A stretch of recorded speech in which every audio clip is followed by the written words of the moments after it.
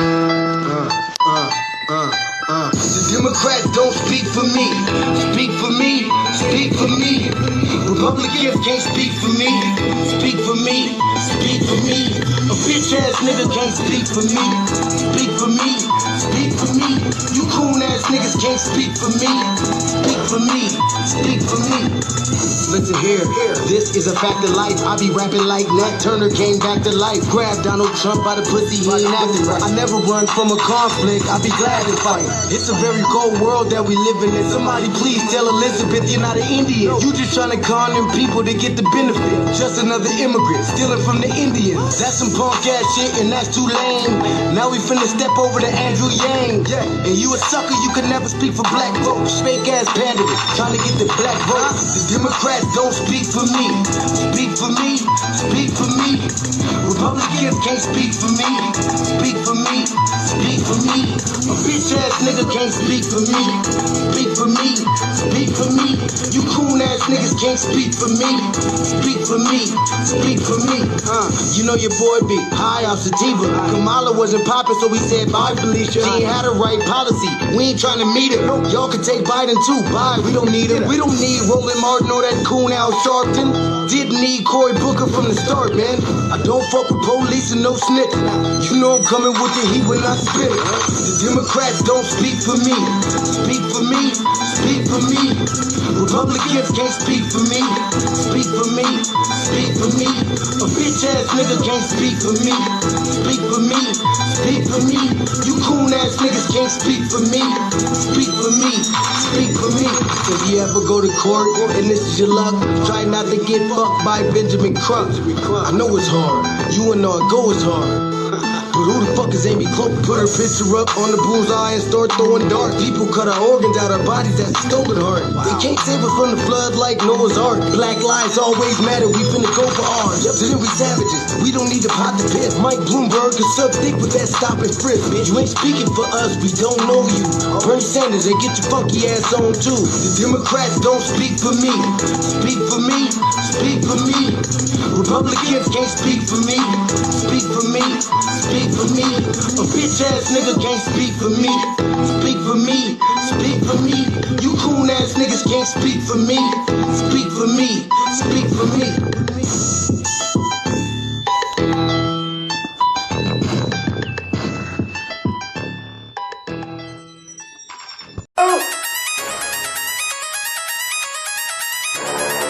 I'm talking about Shawty going crazy. People going crazy in this motherfucker. Run that shit back, man. But it's nothing. Nothing. Got a woman on the bed.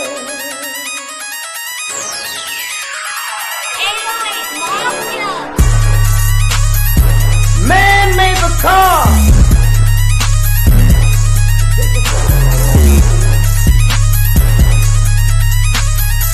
Man made the train to carry the heavy load. Man made the electric light to take us out of the dark. Man made the boat for the water like the 7 million. Man thinks about a little bit of baby girl and a baby boy. And man makes them happy because man makes them joy. But after man make everything we can, do you know that man makes money?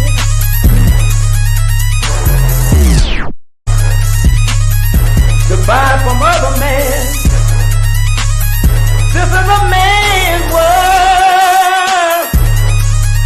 But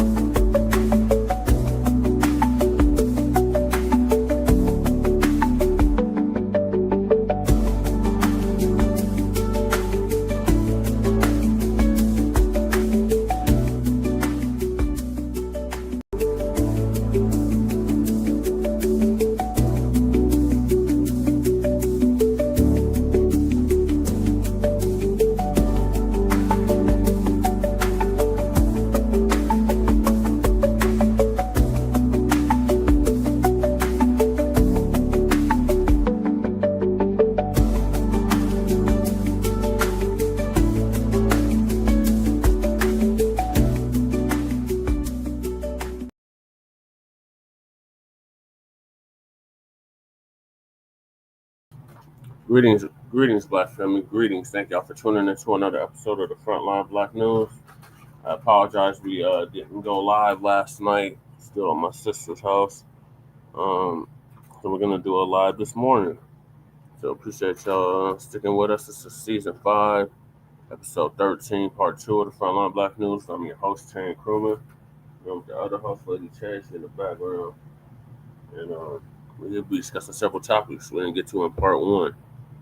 And those are on this season of, and those topics are is ICE enforcement the same as slavery? White male actor sues Tyler Perry claiming sexual assault. Israel versus Iran, will the U.S. draft FBAs into the military to fight a foreign war? African immigrant admits some Africans say racist things about FBAs behind closed doors. Why Dr. Stacey Patton has a major problem with FBAs telling other groups to fight their own battles. Why do certain groups think they are above getting checked? Black man jail for self-defense against white attackers, fights back with lawsuit. OT Mexican tells Blacc she can say the N-word, and what y'all gonna do about it? That's gonna be done before city council. Yep. And then you're gonna do another draft. Yep. So those are the topics. Thank y'all for tuning in. Make sure y'all like and subscribe to Frontline Black News. If we don't get to all of them, we can put it on part 3. That's how it works. And then part 5. No, there's no part 5. It's just a continuation. That's it. Jesus, and no part 4, and no part 5, and none of that madness. What's the first topic? Who's creating this topic? Me, I'm creating the topics. What's the topic? I just told you, if you listen, stop talking and listen. Is ICE enforcement the same as slavery?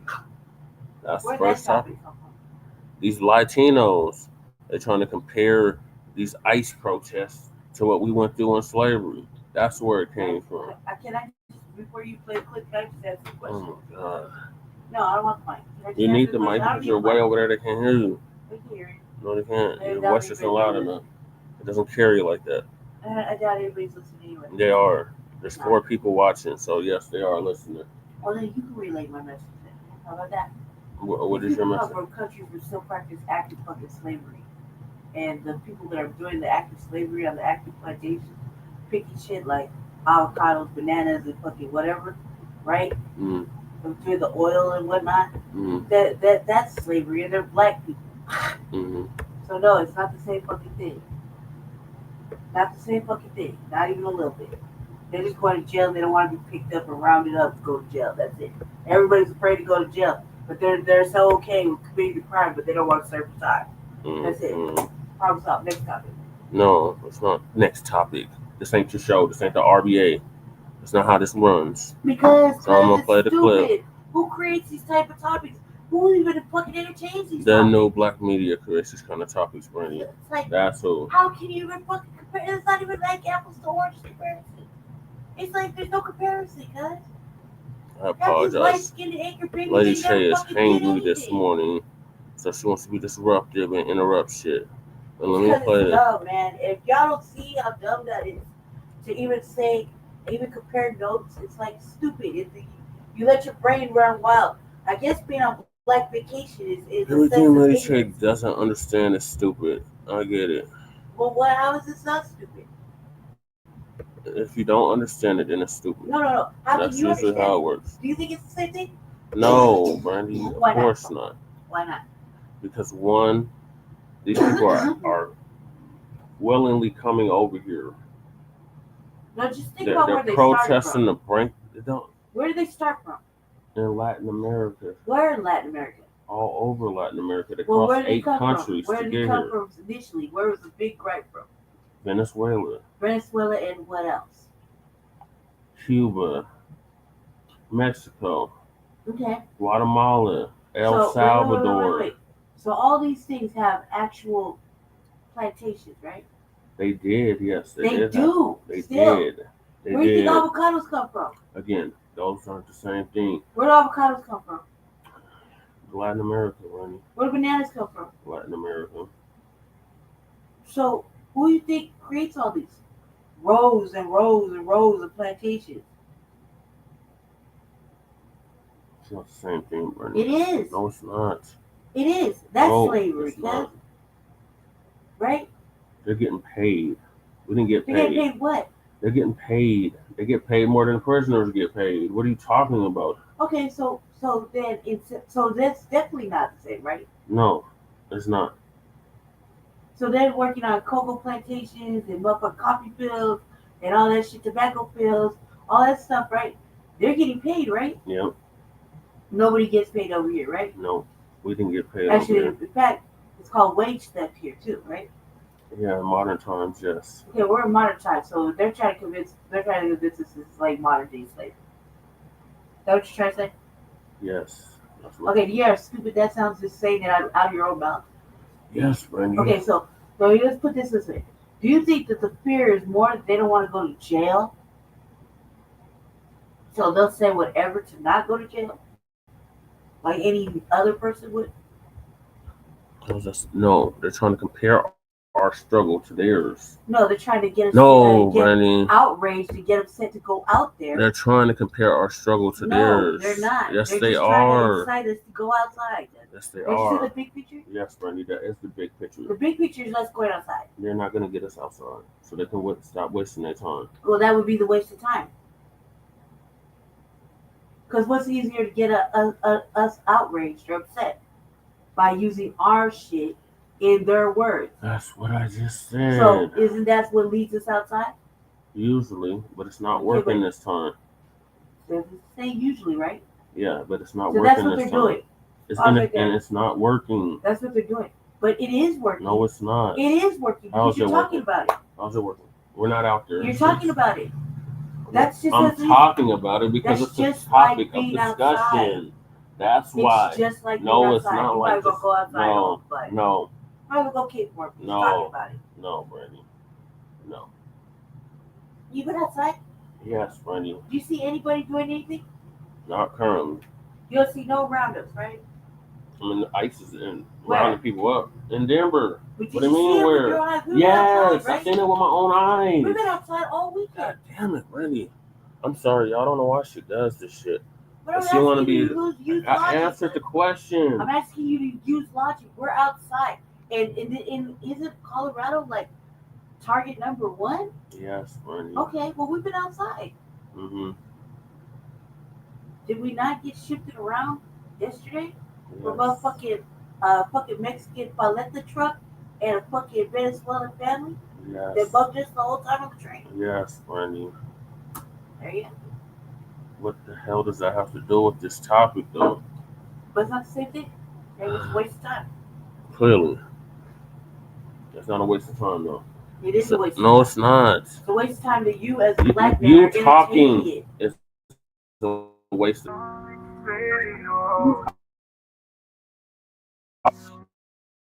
You're trying to debate me. Yes, it is. You use logic. You don't anybody. You don't use logic. You use emotion. Everything is emotion with you. I'm using logic. Bro, you No, came here not illegally, at all. so you're getting sent back. Like, Okay. I'm not really understanding where I'm supposed to feel bad. Like, it's the No. law. Okay. And so was slavery. That was love. I'm not really understanding if you're dumb or stupid. Yeah, you listen. Look, we got things popping right now. Stupid. You know, right now, man. If you look at TikTok and Instagram, boy, just people just making all of these FBA videos. People whining to us. How come we ain't joining them? How come we ain't doing this? Where the FBA said this, the FBA's hurt my feelings. How come the FBA's ain't joining us? How come they ain't fighting for us? Why are the FBA so divisive? Why don't they help us? Why are we not the same knee guys? It's just nonstop whining and nonstop targeting. And again, people, they make rooms about me all the time. People are desperate. The alphabet boys and a lot of these Democrat shields, Yeah. the DNC, they are really, really hypersensitive about this movement of delineation, because that messed them up. That really messed them up, and they know it did. So they're trying to get in front of this thing. They're trying to get around our spaces, to plant seeds of division, to plant conspiracy theories, to lie, to try to reframe narratives. And they only do that when something is powerful and something is a threat. Us respecting ourselves and our lineage, Hey, Joe, cool. that's a threat. Good Now, we morning, sitting good around here morning. being stupid as hell, twerking, smoking, being blind, deaf, and dumb mentally. Oh, they encourage that. That's why the Democrats, what do they bring out twerking. They bring out people singing about coochie and twerking. They want us to be psychologically asleep. But see, we're being targeted in a lot of our spaces because now we're disrupting the political status quo. Make it right. See, the delineation movement, that promotes political independence. So we're demanding tangibles for our lineage over symbolic bullshit. That challenges the Democrats' historic grip on the black vote. You understand? They've had a grip on our asses. They've been able to sit up here and rely on black support without delivering a damn thing. And now the messaging that we have, that's costing them, and it's cost them majorly. So yeah, they're going to start sending a lot of shields our way. They send them here every other night. And see, we have awakened and reawakened that lineage-based identity. See, we are talking about a clear ethnic designation, foundational Black Americans. We're cutting through all the Pan-African, immigrant, Black unity narrative. Look, it ain't about our lineage is our lineage.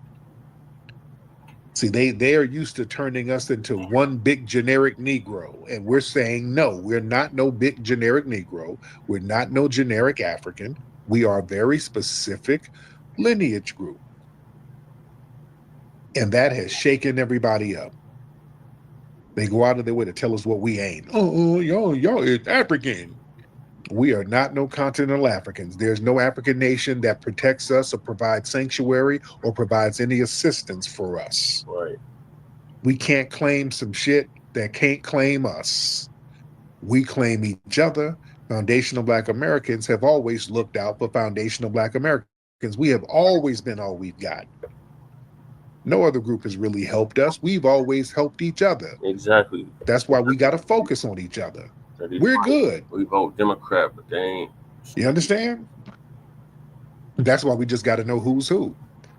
And us delineating, we've exposed that whole finesse of these tether gatekeepers.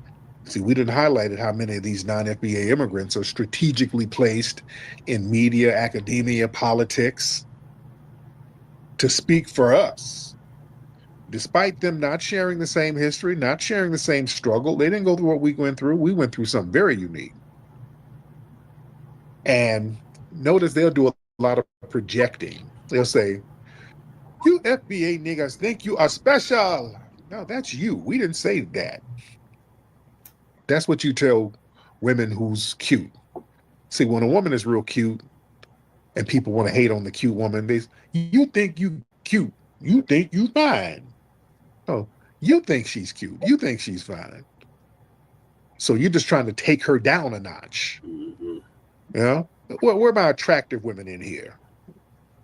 Or they used to be attractive. Some of y'all were attractive back in the day. Some of you still might be holding on. Some of you might be big back now. But if you are attractive, or if you used to be attractive, at one point, every woman was attractive at one point.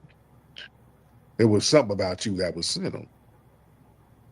that you had a little something going on. Hell, even Strappy had a little something going on for about a year or two back in the 90s. She had some little glamour shots, and then she turned into a haggard stud. I don't know what happened, but, every blue moon, you'll go through a little fine stage. You'll go through a little fine stage. Every woman goes through a fine stage. 1, 2, 1, 2. Yeah. Okay, that's what. You'll go through one. Even if you're a booger wolf, sometimes you get a little makeover. Yeah. A booger wolf can get a makeover. and for a few hours go through a little fine stage, you know. But the thing is, notice when you are in your fine stage, people will try to take you down a peg. They'll say little passive aggressive stuff to kind of knock the wind out of your sails. You come out, you're looking fly. Like, what kind of weave is that? They'll say some passive aggressive. They'll say, oh, you got on too much makeup. Oh, all you need now is to lose some 20 more pounds. They'll just say some little slick passive aggressive stuff to kind of bring you down a notch. That's a lot of times that's them projecting insecurity. And that's what a lot of people have been doing with us, telling us, you don't know where you came from. You niggas don't have a culture. That's them. They've been trying to take us down a notch, when in reality, we are the damn culture. Right. We know where the hell we came from. We've been here as foundational Black Americans, as a distinct ethnic group, longer than these countries in many of these places. You understand? We got deep, deep roots in a deep culture that we never fled from. We're more culturally sound and rooted than damn near all other groups. Over here, at least, over here. I can speak here. No one is more culturally grounded and rooted than foundational Black Americans, and that chaps people's asses about us. You see, because we got that, we can claim that. So then it turns in, you niggas think you are the best. No, you think that. We ain't going around saying that. We're just being us. Yeah. And the thing is, we're getting attacked by the powers that be because we control our own platforms. We're not dependent on the mainstream media or Hollywood. The algorithms on these social media platforms, that shows the momentum of our delineation movement. Yeah. So some real interesting stuff. Dolo, hop on in, Dolo. Dolo, hop on in. Mr. Dolo. Or Mrs. Dolo. Yeah. Dolo, hop on in. Yo, it's Mr. Dolo. Dolo. Yo, how you doing? I was just thumbing down. I didn't mean to thumbs down. I was just trying to get you to notice the request. But have you seen Kathy Hokum is trying to give away $50 million to the illegals for their for any type of legal fees that they're going to be encountering with all this deportation and all that. And that's all I have to say. Thank you. I haven't heard about it yet, but I'll look more into that. I will definitely look more into that. Speaking of them illegals, I saw a video. There was a brother who made a video on TikTok. He was like, it was like a reaction video. The brother made a video, then a Hispanic, probably an immigrant, made a reaction video. It's a real short video. The brother was like, yeah, why y'all trying to get over here? But yeah, you can't commit a crime. It's illegal. You know, we're talking about what's legal and what's the law. Yeah, there has to be immigration reform. That's legal. So you just can't come over here. This is a Black man saying this. So yeah, them deporting you, hey, that's the law. And then to react and respond to that, some Hispanic dude popped up talking about, well, slavery was legal. Slavery was the law too. See, fool. So I'm like, wait. And I've seen this narrative. They'll show some slavery pictures and then compare that to these immigrants, these illegals getting rounded up, and they keep trying to compare that to slavery and the civil rights movement. Man, do you know how disrespectful that is? Right. Do you really understand how disrespectful? This is what I'm talking about. This is why we should sit our asses down. Let me say this to some of the Latinos in here and the illegal immigrants or whatever. Don't make no false comparison. This ain't even remotely the same. Us going through slavery and you trying to sneak across the border illegally, that ain't the same damn thing. See, slavery was an imposed condition. That wasn't a voluntary act. What you guys are doing is voluntary. Right.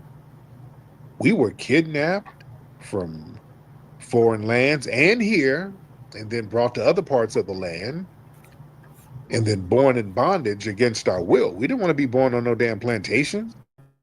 Right. We were trying to get away from that shit.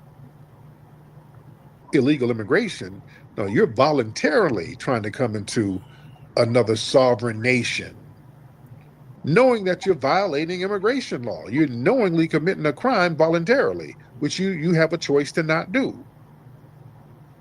And the thing is, we were classified, foundational Black Americans, we were classified as property, not lawbreakers. You know, under slavery, we were considered, you know, damn near less than human. They dehumanized us in order to justify slavery. Yeah? We were criminalized for existing, not for crossing no damn border. The undocumented immigrants, you're not enslaved. Right. But you're breaking civil administrative law. But you're not being objectified as any type of property. Right. And the thing is, nobody's trying to oppress illegal. They're not trying to oppress you. You know, the slave laws, that was designed to uphold like a caste system on race. Mm-hmm. Immigration laws, that's about managing resources, security, and national policy, not racial control. Somebody sending you back to your homeland ain't the same damn thing at all. Right. Yeah, these immigration laws, that ain't stripping you of your humanity like slavery did. Right. Yeah, they legally denied us humanity. You understand? Like we can rape you legally. It was some real foul shit. It ain't even remotely the same. Hey, if you read a book, we'll kill you. Don't compare your shit, you hopping over the border with a bag of damn tacos. No, that ain't the same thing. I'm insulted by that. No, that's not the same thing. I'm insulted by it too. Yeah. And the thing is, these Latino protesters that's out here, y'all not fighting for us. You're fighting for your own group's entry. See, moral comparisons, that falls flat when the end goal is your ethnic group's self-interest, not no universal liberation. See, we as foundational Black Americans, we fought against slavery as an institution so that nobody would be enslaved. We weren't trying to get no damn preferential policy for ourselves where everybody else suffered. No, we said slavery has to go for everybody. The 14th Amendment has to be implemented for everybody. Everybody should be a citizen here. We fought for everybody. We didn't want no non-justice to happen. You understand? That ain't the same, man. Right. That is not the same. And the thing is, we fought to overturn the laws of slavery. What these immigrants are doing, or illegals, they're demanding exceptions to existing laws. Yeah, see, the slavery ended through revolutionary struggle. When they start talking about that, oh, it was the good white people who fought in the Civil War. Stop with that Civil War shit. We debunked that the other night. They all would have. We're gonna end slavery. That was a bargaining chip in order to get Black folks on board because the North was getting their asses whooped. If the Union Army wasn't getting that ass kicked by them damn hillbillies, they would have kept us in slavery. They wouldn't have done anything about it. They would have kept us in slavery. Or tried to, because we were getting ourselves up out of that shit anyway. Yeah, we were going to get up out of it. Right. Yeah. But slavery was based on racial damn genocide. Illegal immigration is a policy violation. You see, our FBA ancestors were born into a racialized caste system where the federal government and the military was going to get us when we tried to get away from the shit. They were sending the damn army in Florida. We had to fight these people from swamps and shit. We had to create heroes like Harriet Tubman to sneak people up and down the country to get up out of there. We had to form underground railroads to get out of bondage, to get away from these damn white supremacists. Now, these illegals, they're coming over here to be up under the white supremacists so they can be a part of white supremacy. They want to come over here and be the next Nick Fuentes. You come over here and then practice these anti-black policies. That ain't the same. Yeah? Because, yes, let's be real, these groups, they benefited from these anti-black policies here. Yeah? So the thing is, if slavery being a law was wrong, then breaking the law for justice, that it requires a moral cause. See, civil disobedience, and I've been talking about this, that's only defensible when it's tied to a universal justice cause. Illegals fighting to bypass laws for their own little economic benefit, that ain't the goddamn same. No hoodie. As multi-generational human rights struggles for freedom from bondage. That ain't the same. I'm insulted with them even making that comparison. Right. Yeah? Let me see who we got in here. We got Cyber Regina in the building. Let me get Sister Cyber Regina in the building. Miss Cyber Regina, hop on, dear. Morning, Tariq. How are you? I finally caught you. How you doing, dear? I'm good. My knee's doing well. I'm probably got the last 2 weeks of my physical therapy, so I'm way ahead of schedule. So everything's going well. I'm strong. I'm bionic now, pretty much. Oh, wow. But that's what you get when you go into the military. You know what I mean? Mm-hmm. Yes, ma'am. But number one, they used to call us conceited. Hey, the girls when they were Grand coming up, they would say, "You're conceited. You think you're this and that." Oh yeah. The other thing I want to talk about is this guy called you up the other day and was asking you how do you withstand the names, and it brought back how our grandmothers and great grandmothers used to tell us this little thing, right? And you probably remember it: sticks and stones may break your bone, but things will never harm you. Before I die, I'll spit in your eye for all the names you called you.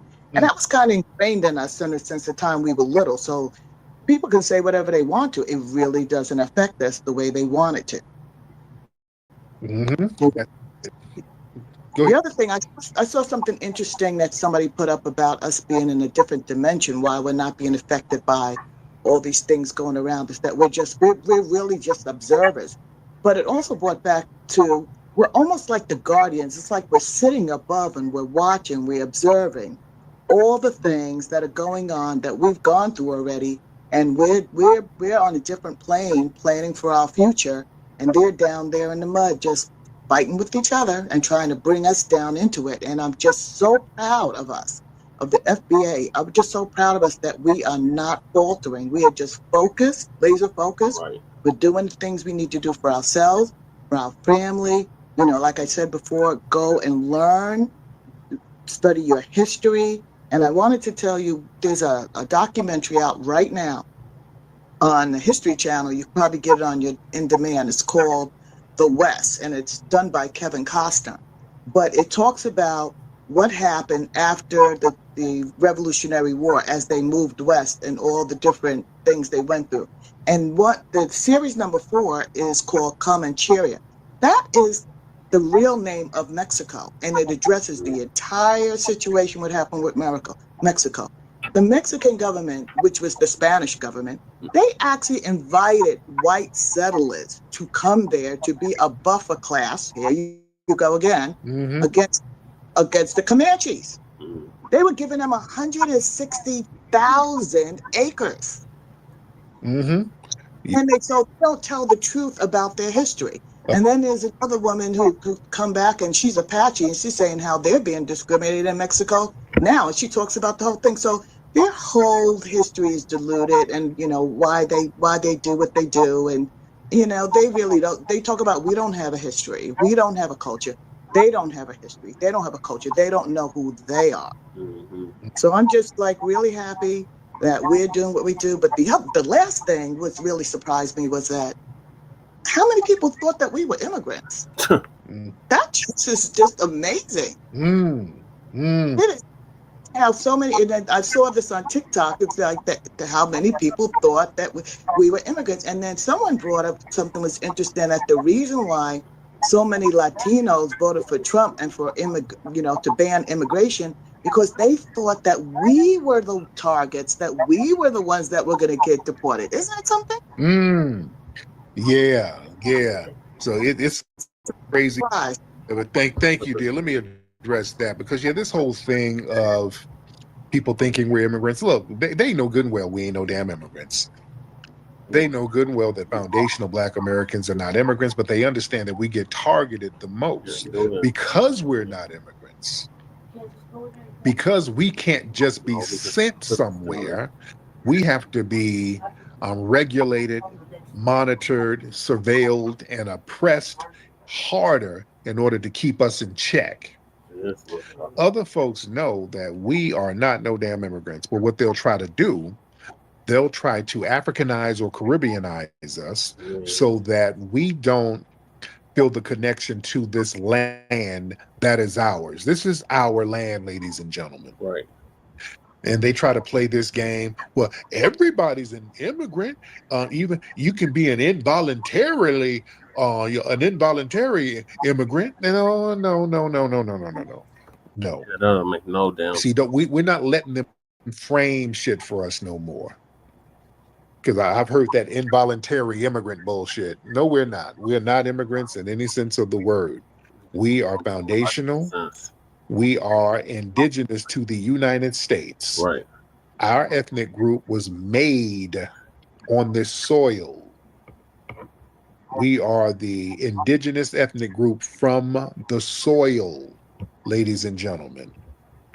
We are literally the foundation of this country. They didn't have anything going until we made things pop off. I've proven that over and over again.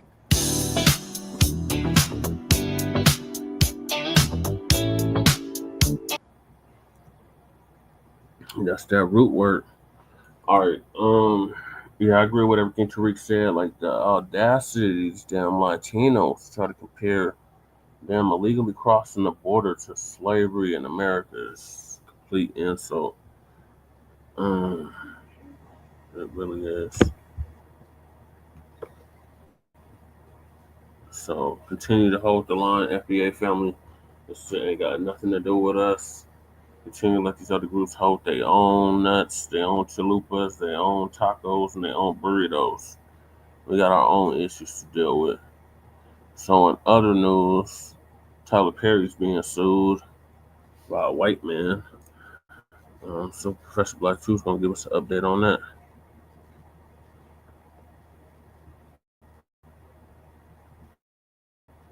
Family and fellow soldiers, I'm the Professor, and this is the moment of truth. There's a reason the white media put this guy on. Sure, much of his success was quote-unquote self-made, but he was also heavily promoted by the white media, and not just Lionsgate. There's been no attempt by white power to take him down either, at least not yet. 2 days later. Actor and filmmaker Tyler Perry sued for $260 million over sexual harassment allegations. The complaint filed in Los Angeles accuses Perry of creating a, quote, coercive, sexually exploitative dynamic with actor Derek Dixon. Well, that didn't take very long, now did it? Now, for the one or two of you who may not heard, let me go ahead and give you a summary of this from the white media. A white actor named Derek Dixon, who worked on one of Tyler Perry's TV shows, filed a lawsuit against Perry, claiming that Perry repeatedly sexually assaulted and harassed him while keeping him quiet, and he's now suing for $260 million in damages. The lawsuit says that Perry first noticed Dixon in 2019 when Dixon was part of the event staff at a Perry party and later offered an audition. Yeah, this is sounding exactly like the kind of accusations that have been made against the likes of P. Diddy and Jay-Z recently. Now, Dixon would first appear in a small role on Perry's TV series Ruthless before getting the bigger role on the political drama The Oval. What Dixon is alleging is that soon after he got on the show, Perry began sending him unwanted sexual text messages, and there are screenshots that he had included with his complaint. One of them said, "What's it going to take for you to have guiltless sex?" But you notice that it doesn't say guiltless sex with Tyler Perry. The lawsuit also says that Perry offered Dixon an increasingly prominent role on the show as his sexual advances became more aggressive. Dixon says he tried to remain friendly while maintaining boundaries. Quote, Dixon did his best to tiptoe around Mr. Perry's sexual aggression while keeping on Mr. Perry's good side. Mr. Perry made it clear to Dixon that if Dixon ignored Perry or failed to engage in the sexual innuendos, Dixon's character would die. The lawsuit says Perry eventually sexually assaulted Dixon on multiple occasions, including an instance where he forcibly pulled off Mr. Dixon's clothing, groped his buttocks, and attempted to force himself on Dixon. Dixon's lawsuit says that he clearly told Perry no, but you'll notice the Aryan propagandists, they state it as a fact, with their wording being that Dixon clearly told Perry no. They're sitting here stating that as if they proved it, when it's actually nothing more than the allegations in the lawsuit. The following day, Perry apologized, allegedly, and told Dixon he would work with Dixon on a TV pilot project that Dixon was seeking to produce. Dixon later received a raise that the lawsuit suggests was part of an attempt to keep him quiet. He said the fear of his character dying kept him quiet as intended. I gotta wonder if anyone's explained to this Dixon guy that when your character dies on TV, that doesn't mean you die for real. Though if you think that your career is going to be dead because of one role in particular, that probably means that you didn't have much of a career to begin with. Now, apparently, Dixon proposed a TV pilot called Losing It, and Perry allegedly bought the rights to it, but the lawsuit claims that Perry had no intention of selling the show and was only using it for leverage over Dixon. Again, it's like these other accusations that we see against Shannon Sharpe and others. These people are claiming that so-and-so did such and such to them, and yet nobody calls the police, and nobody decides, you know what, I'm not going back. Instead, it's a matter of they just keep on going back as if everything is everything. The lawsuit describes several other alleged assaults, including one where Dixon was staying in a guest room of Perry's house. Really? So that's what happens after this guy apparently is groping and grabbing on you. Let me go ahead and stay at his house sometime. When Perry allegedly climbed into bed with him uninvited and began groping him, the lawsuit alleges.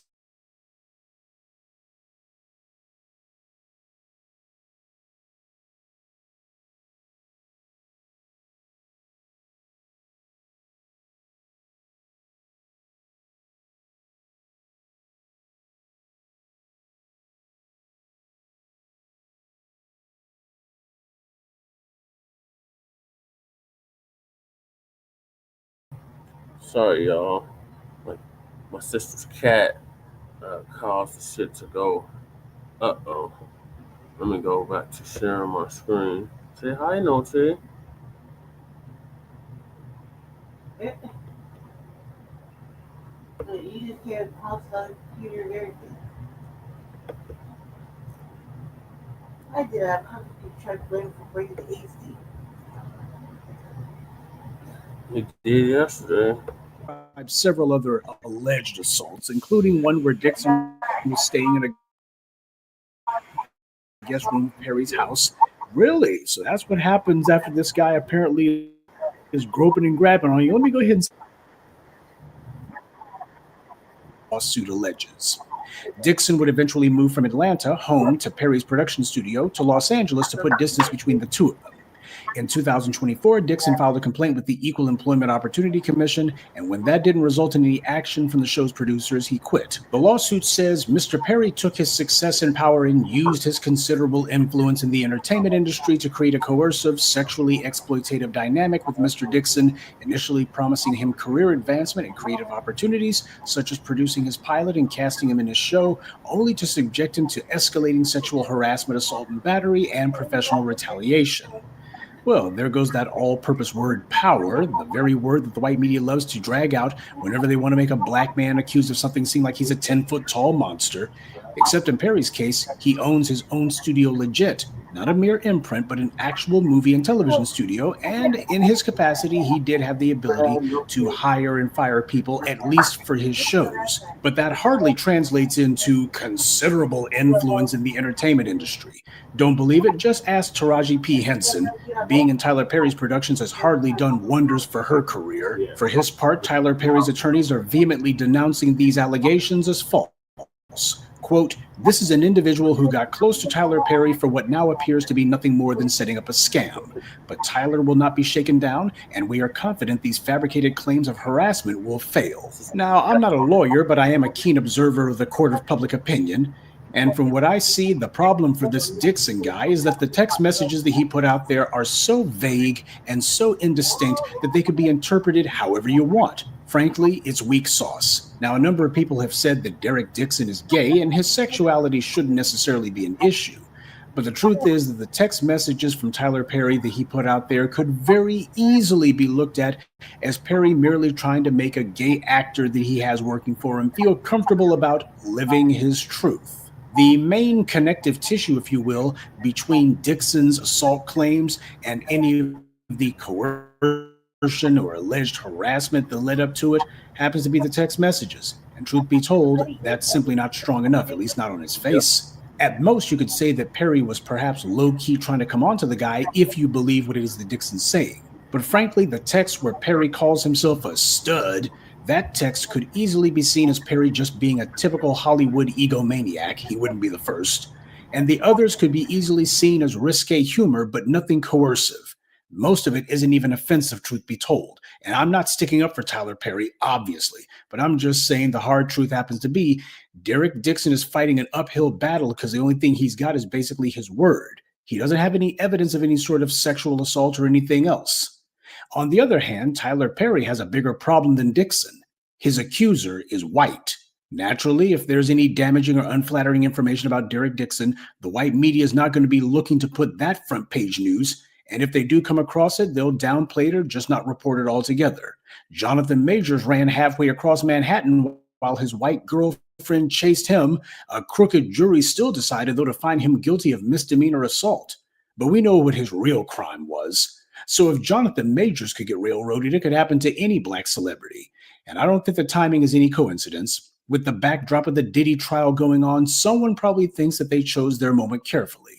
I'm sure that there will be many of you who will be repeating my saying that when white supremacy is done with its tools, it breaks its tools. Well, as it stands, Tyler Perry is not facing criminal charges, but who knows? I'm not going to say that this case against him is going to break him necessarily, but then again, nobody thought much about the cases against Bill Cosby either, at least not initially. Financially speaking, Tyler Perry is the most successful actor of all time, and when it comes to basically being a media mogul, he certainly is among the top tiers. I can't think of any white media executive who literally owns their own personal massive production studio. No matter how much those white producers and executives and media moguls may skin and grin in your face, though, the reality is they hate seeing a black person outdoing them. It reminds them that the only reason they have their position in the world is white supremacy handing it to them. It's an annoying reminder to them that white supremacy was created specifically to prevent people from the dominant society from having to compete. It also reminds them that even a feckless bootlick can outdo them unless that system of anti-black repression is strongly enforced. That's the lesson that Ben Shapiro and his racist pals at the Daily Wire learned the hard way when Candace Owens broke bad on them. If I was a betting man, I would say that this whole incident is going to be buried. There's going to be a quiet settlement sometime down the road. That's the way that I feel. My gut on it says that that's what's going to be happening because this guy, he didn't take the first chance that he could get to get away from Tyler Perry. Instead, he was pitching show ideas to Tyler Perry even after the alleged harassment and even assaults took place. And apparently he's hanging out at one of Tyler Perry's houses too. So that being the case, yeah, if Tyler Perry offers him a quiet settlement, I think he'll absolutely jump at the chance to get it. And as for Tyler Perry, well, he loves to talk about how his shows and films shouldn't be criticized because they deal with the real life problems and personal crises that black women in particular face. Well, now he's the one facing his own real-life melodrama, and perhaps he'll draw inspiration from it for his next TV series. He loves to put his name on the front of all of those things, Tyler Perry's Divorced Sisters, Tyler Perry's The Oval. Well, for his next show, if he draws inspiration from current events, he could call it Tyler Perry's The Oath. Good day, and be one. I'd like to take a moment to mention some of our contributors. Ginger Vine, Wally Bilal, Reasonable Dude, Marcisa, and Kareem Lawless. Salute to them and thank you to everyone for listening, liking, and sharing this message. Black empowerment only exists because of you. Was Lady Checced say salacious? Salacious, for real. I think that, first of all, it's like a reset button. Good Lord. Can y'all hear me? I don't trust this mic at all. Yes, they can hear you. I bet. I just said salacious shit. But like I said, like all these things that these cases are coming up where motherfucker alleges sexual assault or a violation of rape or whatever, right? They've been like gathering this shit, so they know they're messing with a mogul. They know they're stacking the chips against the mogul. They know they're luring said individual into like a financial trap. You dig? Because if you didn't have any intention on doing that, then you wouldn't have been so easily wooed into like the excitement of your own show, and you wouldn't have blackmailed it. We blackmailed it basically for what, like how it breaks down to me in my brain. That's like it sounds like that. You know what I mean? Like he commits an act of essay or whatever, and all of a sudden now old boy got his own show. Oh, a little pilot started or whatever. That's like a blackmail thing. You know what I mean? It's just the way you look at it. So that's how they wording it, how they frame it. But you can look at the shit like with look at the shit that happened it's happening in the Diddy trial, right? Yeah. Like up until like the beginning part of it, and like I say probably up until like last week, I haven't really been caught up on it. But up until like last week, I would say they didn't make their case for racketeering or anything like that. Yeah. Up until like they broke out some pictures and shit. I haven't really seen the evidence. I just heard some hearsay. So up until then, I would probably say they didn't make their case. They made a case of him just being nasty and having nasty hoes with him. They would do anything for the money. You did? Like, case in point, 50 Cent baby mama. You did? Yeah. That's a main gold digger for it. That's not extortion. But that's not fucking trafficking or nothing like that. That brother gold digger. For real. Still to this day. You know what I mean? So I would say a lot of these things are just like money grabs. It's all gonna have to come out in the end. You know what I mean? Do we know that these moguls are nasty and they got nothing but free time on their hands to be nasty? Yep. But I would start really looking at it like that they're setting that these people have like years invested. Even with the new case we're gonna talk about a little later on. These people are investing on taking you down and getting at your bread. Like that's a lot of money to be asking for what? You're not that great of an actor. Right. You know what I mean? And you're white. It's not like you got the greatest motherfucking pussy in the fucking future. You know, so why are you asking for so much? Oh my God. You think what I'm saying? It's salacious. It's salacious. It's like a distracting entertainment. Here you go, Justin. What? All right, I agree with Lady J for once. I agree with Lady J on that. Oh my God. All right, so moving along. It looks like World War III is on the horizon, y'all.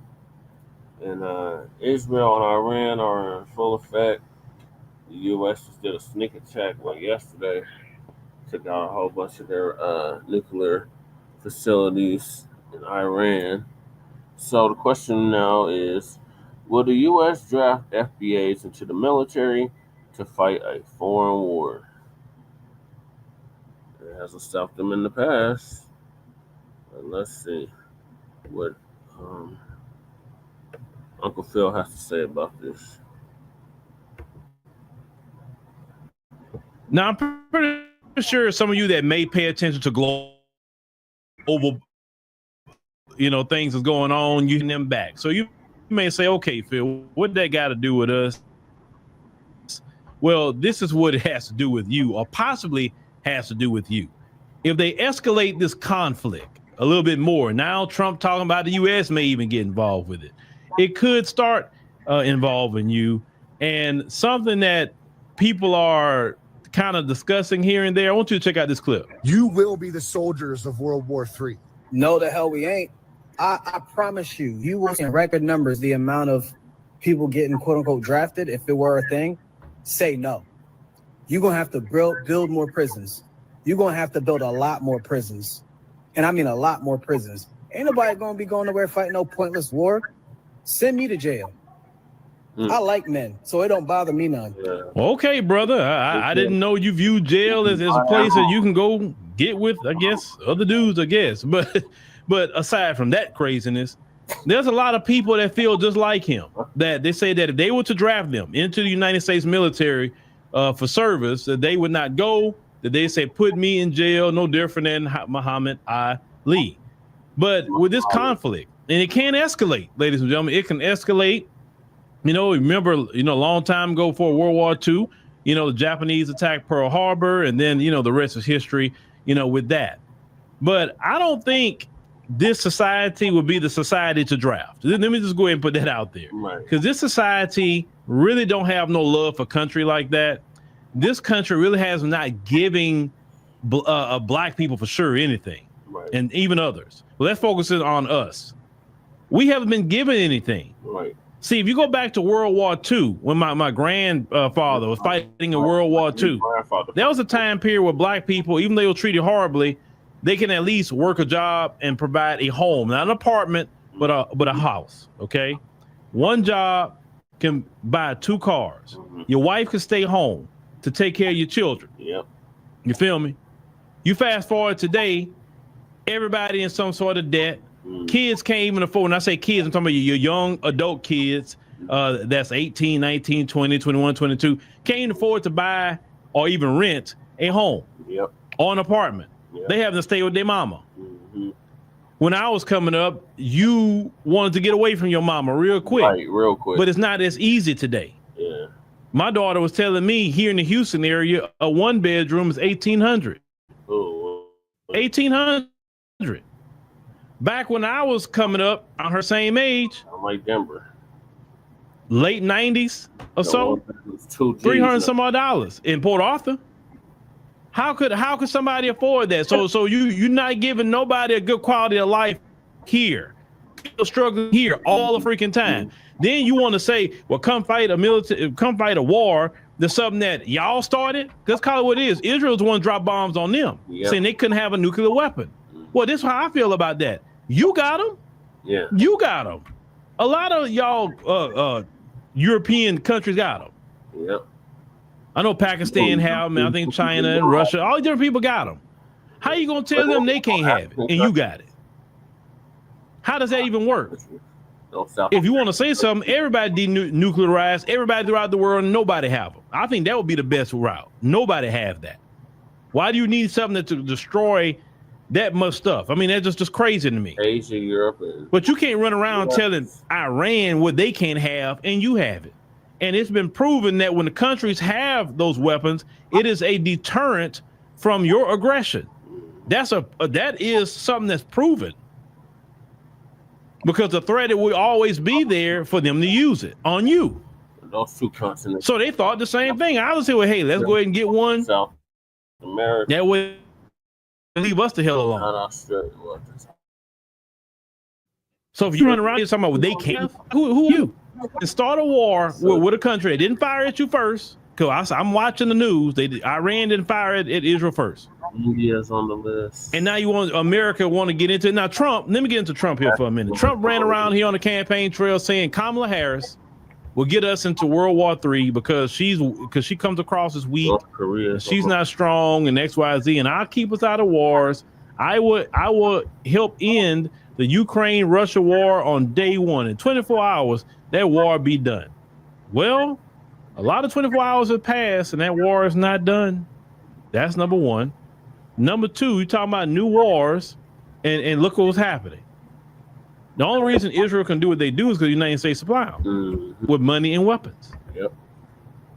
Now, if they get the conflict so high, and they have to start drafting people from 18 to 26, those of you who have filled out a selective service form, and draft you into the military, would you go? Would you go and fight? Russia. Would you go fight their wars? And you know the war isn't started on something like a righteous cause. Everybody knows these wars are benefiting billionaires. Israel. These wars are benefiting, different factions who are looking for different resources, etc. A lot of people know that now. And so I don't think it would be a good thing. But I would say the FBAs, let's say they would say tomorrow, hey, you know what? We instituting the military draft. So, hey, when they call you, come on in. What would a lot of you do? Would you go to jail? See, now this circles back to what I was saying to you before. Back in 2018, when I first got back from Ethiopia, I told a lot of you, hey, man, get your passport. Make sure you got a driver's license. Make sure you got a voter registration card. That's something I always taught. Some people listen. Some people told me, hey, man, I got mine for the first time, whatever. I say, even if you don't go nowhere as of yet, just get it. Just have it, just in case you need it. I was talking to my daughter earlier about, this situation. And I said, so if they wanted to draft you into the military, right? I said, what would you do? I'll leave. I ain't going to fight them people war. I said, not at all. And see, this a deal. I made sure all my children, because I have, a lot of grown children. I made sure all my children had their passport. And it's another thing about travel.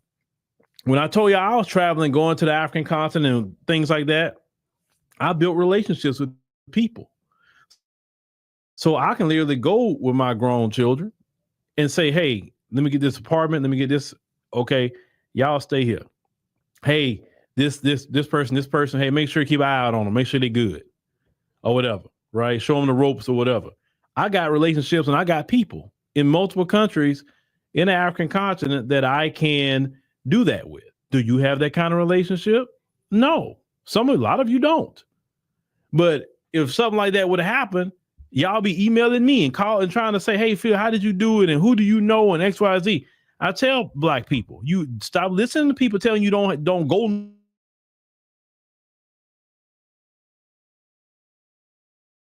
You're gonna wish you had it. You're gonna wish you had it if something was to go down, especially for your children. Because let's call it what it is. I'm a firm believer of Black children going to lose their life for these people. They still calling us the N-word. And they haven't paid us our reparations. Man, please. My grandfather fought in World War II. And he came back to this country to be called the N-word with no civil rights. Some soldiers would come back to this country and was, put on a tree, not to say another word, in a military uniform. You understand? What kind of respect is that? Listen, you can only do us that so many times. So we're like, nah, we good. Now, some people get in the military and they talk about, the benefits of it, and that's great. But we talking about average society because, we had mostly a volunteer army, ever since the late 70s or so. It's been all volunteer. But I don't think drafting people would be the right route to go. No, I don't think drafting people would. Now, I think maybe if they wanted to up the incentives to the point that it's like it's a deal you just can't refuse, that'd be one thing. But drafting, especially this generation, this one, no, they'd rather go to jail. They'd rather go to jail. They'll be cool in jail. They'll do I think it's like 5 years or something like that. If you dodge the draft or whatever, they'll go do their 5 and that's it. They would not care.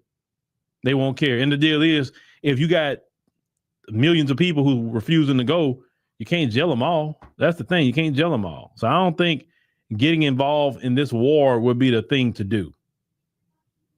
I mean, what happened to America first? That's not America first. Getting involved with foreign wars. That's not America first.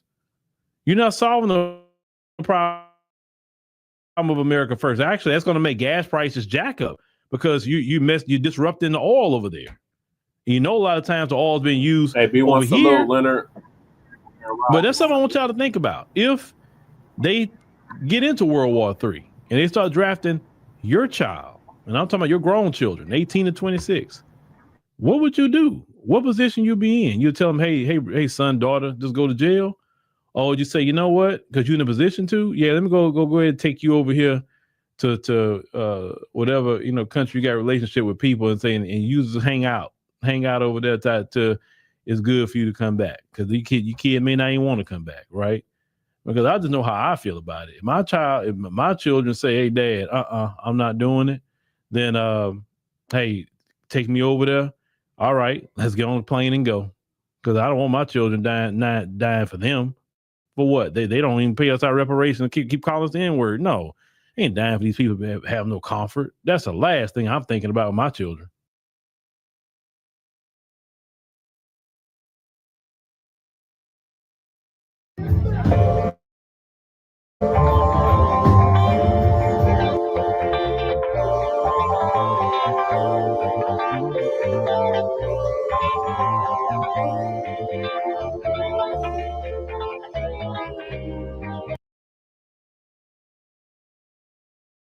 Sorry about that. That's another topic. Yeah, so I agree with Uncle Phil. This generation will not be going for no draft. Like you said, might as well just go to freaking jail. Oh, yeah. Oh, you talking about the Juan B's intro? Yeah. Or you talking about our intro? I think you talking about the one. Yes. Yeah, he got a real good intro. Yeah, so I don't think that our peoples will go for a draft either. Like that brother said, he's like, yeah, he's right at home with that shit. He's like, he'll go to jail behind it. And there's a lot of people in this generation and the generations after us that's on that same type of chip. So yeah, I don't think that they don't go for it either. The draft age is from 18 to 38, so I'm on the cusp of that shit. I'm 38 now, so I think I'm just out of it. But my nieces and nephews, they're right in that age bracket. What are your thoughts, Lady Che? They're not gonna go for it. I mean, ultimately, Congress got to stop them. Mm-hmm. You know, they're not doing their part. So they're not doing their part. They're letting them get away with all kind of madness. If he didn't have permission to let off them missiles, Do that sneak attack. right? He didn't have permission to let them off. Why ain't nobody chastising him for it? And why is not Netanyahu, whatever the fuck his name is, Yahoo. whatever the fuck his name is, why is he We got Kahari in the building. the U.S.? You know what I mean? He's praising the U.S. for that fuck shit. Yeah, salute Kahari, Grand Risers. Salute Kahari. You know, so yeah, him getting motherfuckers to go in to draft, like people have been watching TikTok and Facebook reels and shit, and they start seeing the soldiers getting good food and stuff, so they know that was a bad sign. Mm-hmm. And they knew that was going to be starting to go to war. Look, the ambulance here. Fuck shit. Yeah. Coming down the park. They ain't coming here.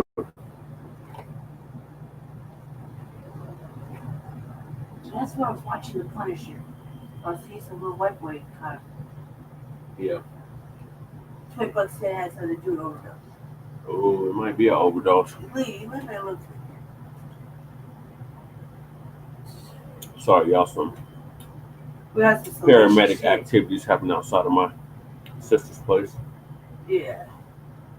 Well, we all get in here, so they ain't got to worry about us. The cats stay vigilant up there. Look at them. Yeah, Noche. The black cat. Look, you like white people come and gotta get down. Mm-hmm. Let me show y'all him. Come on. Come on, Noche. Come on, Noche. Get over here, look. Say hi to the people, Noche. Say hi. I see the key. That's the black cat right there. It's Noche. Mama said, he ain't missing no meals. You know, he's a fat cat. All right, so. We got in trouble yesterday. Were you done with your thought, Lady J? Yep. Yep. All right, so I don't think this generation gonna go for that shit. In Congress, what the hell are y'all doing?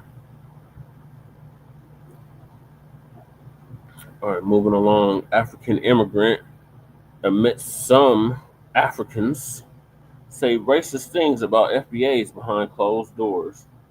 Oh, yeah, don't say like Akata, Jareer, etc.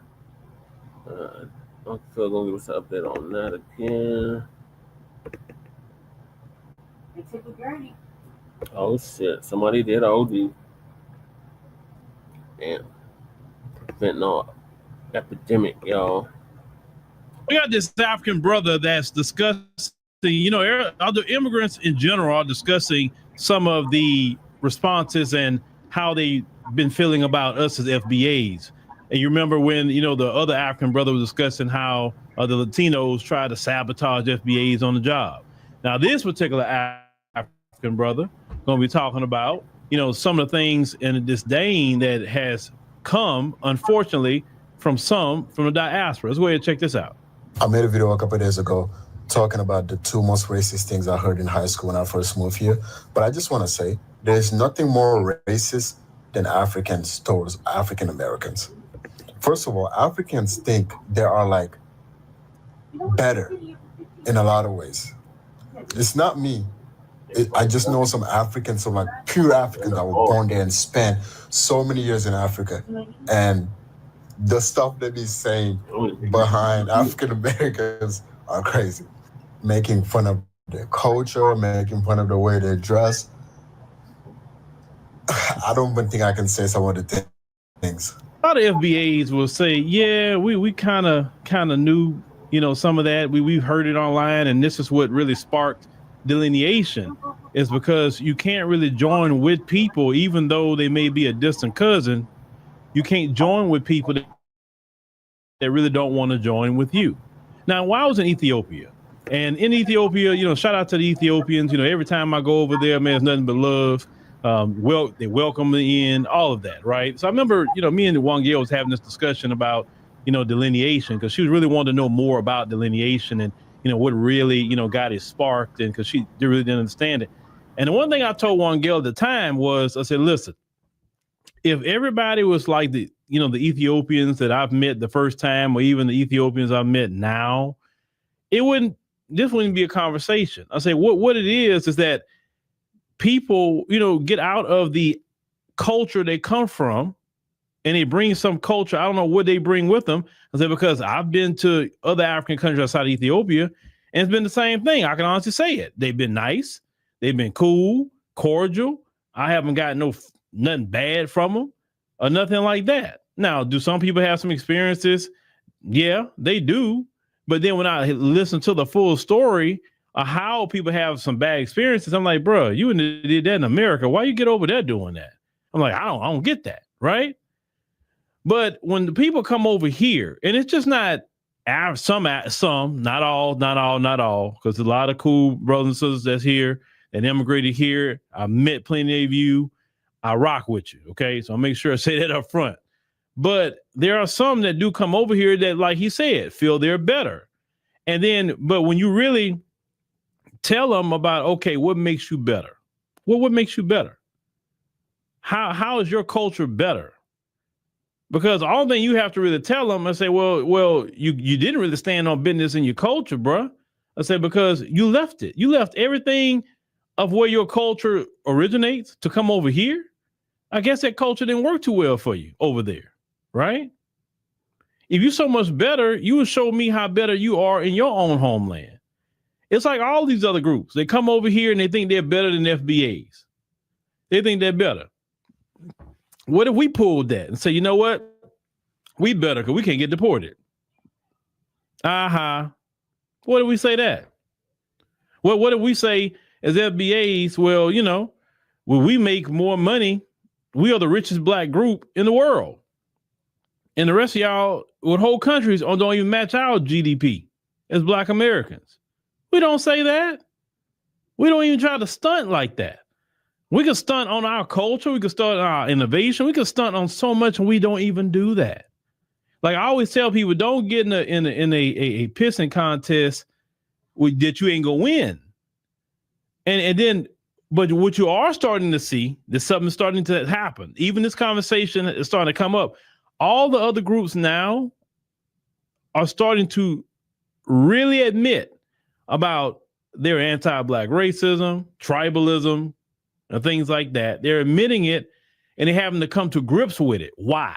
Why are they having to come to grips with it now? Why they've been doing it? Why now? Because when FBAs delineated and FBAs said, "Hey, bro, you do you, I'm gonna do me, and we're gonna do us over here." When the FBAs delineated, that sent a shockwave across America because America did not see that coming. They thought we will always be there to protest. We always be there to be the human shield. We always would be there to be the tool of propaganda. Like the most hated people in the world broadcast the images of FBAs. And all these protests that has been happening ever since Donald Trump has been in office. We have not been a part of any of these protests. And now the light is looked at all these other groups. Now the other groups are dealing with the issues and problems. Now they're dealing with ICE. And now they're trying to say, what do we need to do to get FBAs back out here? We'll try shaming them. That don't work. Maybe we'll try kissing their butt, Angelina Castro. We'll try that. So let's go ahead and admit our faults. Maybe because we admitting it, they're like, okay, they're acknowledging it. Let's go fight for them. But that's a strategy too. Yeah, we are that way, and I don't understand. And they wait for you to be like, oh, that's all I wanted. I just wanted you to admit it. No. We don't need you to admit nothing. We already know. We had the experience with you, bro. We don't need you to admit anything. It's just that simple. What all of you need to do, I know y'all having a lot of confessions about FBAs right now. You need to fix it. That's it. And one way you could fix it. I'm telling all of you immigrants, so maybe you first generation, there's one way you can fix it, because you can vote and you can advocate. Advocate for reparations in the form of cash payments. I promise you, if you want FBAs back on your side, if you want FBAs to come protest and do anything else for you, especially in California, Latinos, especially y'all. If y'all would advocate for FBAs and y'all push and help reparations get passed, then you could really say, hey, FBAs, we helped y'all get reparations, so come help us. And at that moment, we'd be like, yeah, the Latinos did help us get reparations. Let's go help the Latinos. That's the way that's going to work. If you can't use Vicente Guerrero, the only black president of Mexico that y'all killed, right? You can't use him as we did something for black folks. We all killed him. I ain't going back. And the only reason that was happening because of Vicente Guerrero, the slaves coming into Mexico, because he wanted to set Mexico right and get off of that old racist conquistador mentality. And they took Vicente Guerrero's life. So stop trying to use Vicente Guerrero. Right. But if you want to do something in modern time, push the Democrats to do reparations in California, get it passed, the Latinos be behind it, push it, and then you'll get some help. Other than that, y'all can admit all your faults. You can admit your biases. You can admit it all. Okay, great, fine. But now you got to put some skin in the game, because we've done enough. We've done enough. Reparations. We got the civil rights bill done. We got the immigration bill done. That's the reason why all of you have been allowed to come here. Now, some of you may hear this message and you be like, well, I don't understand, Phil. Like, I know you like going to Africa. I do. I enjoy myself. Oh, my God, I enjoy myself. I don't even want to come back. But it's kind of like my children. I love my children. Love them to death. But you think I won't get on to my children? You think I won't correct them? You think I won't go in on my children when they're wrong? Or when my children are wrong, I'm supposed to sit there and just like, because I care about them, I'm supposed to say nothing to them. No.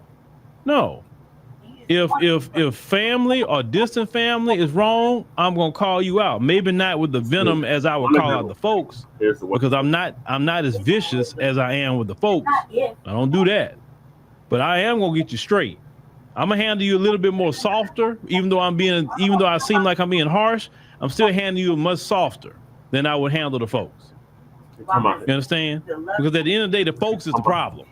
The folks is the center of everybody's problem. The folks is Africans' problem. The folks is Caribbean people problem. The folks is Arabs' problem, and the Asians and the Latinos, and when everybody finally see the central focus of all the problems that we deal with, throughout the world, the folks' hand is in it until everybody realize that crap.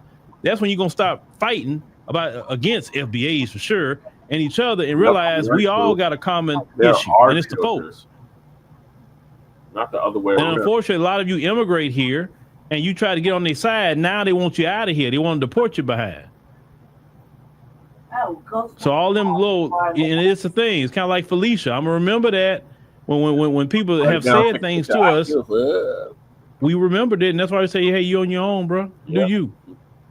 Oh, we all black. Well, we all black now, but before we wanted to all be black, you didn't want to join. You understand?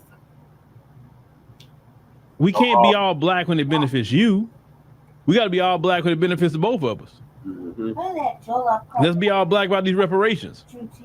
Let's be all black about this anti-black hate crime bill, which would benefit you too. The anti-black hate crime bill would definitely benefit black immigrants. You sure would benefit you. No, reparations wouldn't, but hey, it would benefit you because, you know, hey, brothers and sisters like to, you know, we go to the Jamaican spot and we'll go to the Ghanaian spot and the Nigerian places, and we'll go to the Afrobeat spot and spend money and anything else y'all got going on. We break bread with Africans and Caribbeans all day long. So we get this reparations money, we're gonna still break bread with you. Everybody would benefit from reparations, even the folks. It would be a great injection into the American economy if we get reparations. Or when, let me say, when we get reparations. That's what y'all can do, immigrants. Support reparations, but we can't be, oh, I support reparations, they need to get it. No. You need to put in the work. And then we get the reparations. And then once we get the reparations, then we reciprocate and say, hey, whatever you need, we got you. Because we've done that too many times. We've had people, you know, hey, I'm an ally with y'all, and we're going to do this and do that. And we go out there like, all right, man, let's go fight for them. And then when y'all get what y'all get, y'all forget about us. So now that's the rule. We can't ally with nobody if we ain't got our reparations. If you're not advocating for reparations, you're not fighting for, you're not voting for reparations, yeah, we can't do that. What? It's a debt owed for y'all too. You want our activism? Ridiculous. Hey, help us get reparations in the form of cash payments. And we don't need to hear y'all discussing about what reparations should look like. No, you should say, hey, it's cash. FBA says cash, it's cash. That's what it is. I'm voting on it. That's right, Uncle. If you're on the Reparations Council, all you need to say is, hey, I don't care what it is yes. Yes on the cash, yes for reparations. That's all you need to do. And then FBA say, okay, that's my Caribbean brother right there. That's my African brother right there. He taking care of business. And then on the flip side, we're going to make sure the Africans are good. We're going to make sure the Caribbean is good. That's how we get down. We're not a hateful people, but man, for a very, very long time, FBAs have been going through it and people not reciprocating. Eventually people get tired, even in a relationship with a man or a woman. You keep doing for that woman, doing for that woman, doing for that woman. She never do nothing back. Eventually you'll get tired and you'll leave that woman. Same thing with a woman to a man. You doing this for this man and he never do nothing for you. He never help you. He never do a freaking thing. Eventually you'll get tired and leave that man. Why? Relationships about give and take. It's not about take for one person. Yeah. And FBAs have been in a position where we've been taken away from. You understand? So, brother, I appreciate you. I really do what you're saying, but we kind of passed that because we delineated already. So I know everybody's confessing, but now if y'all want to get our help on some issues, especially the situation with ICE and all of that, hey, advocate for reparation in the form of cash payments, make it happen. And I think y'all be in a good grace of FBAs once that happens.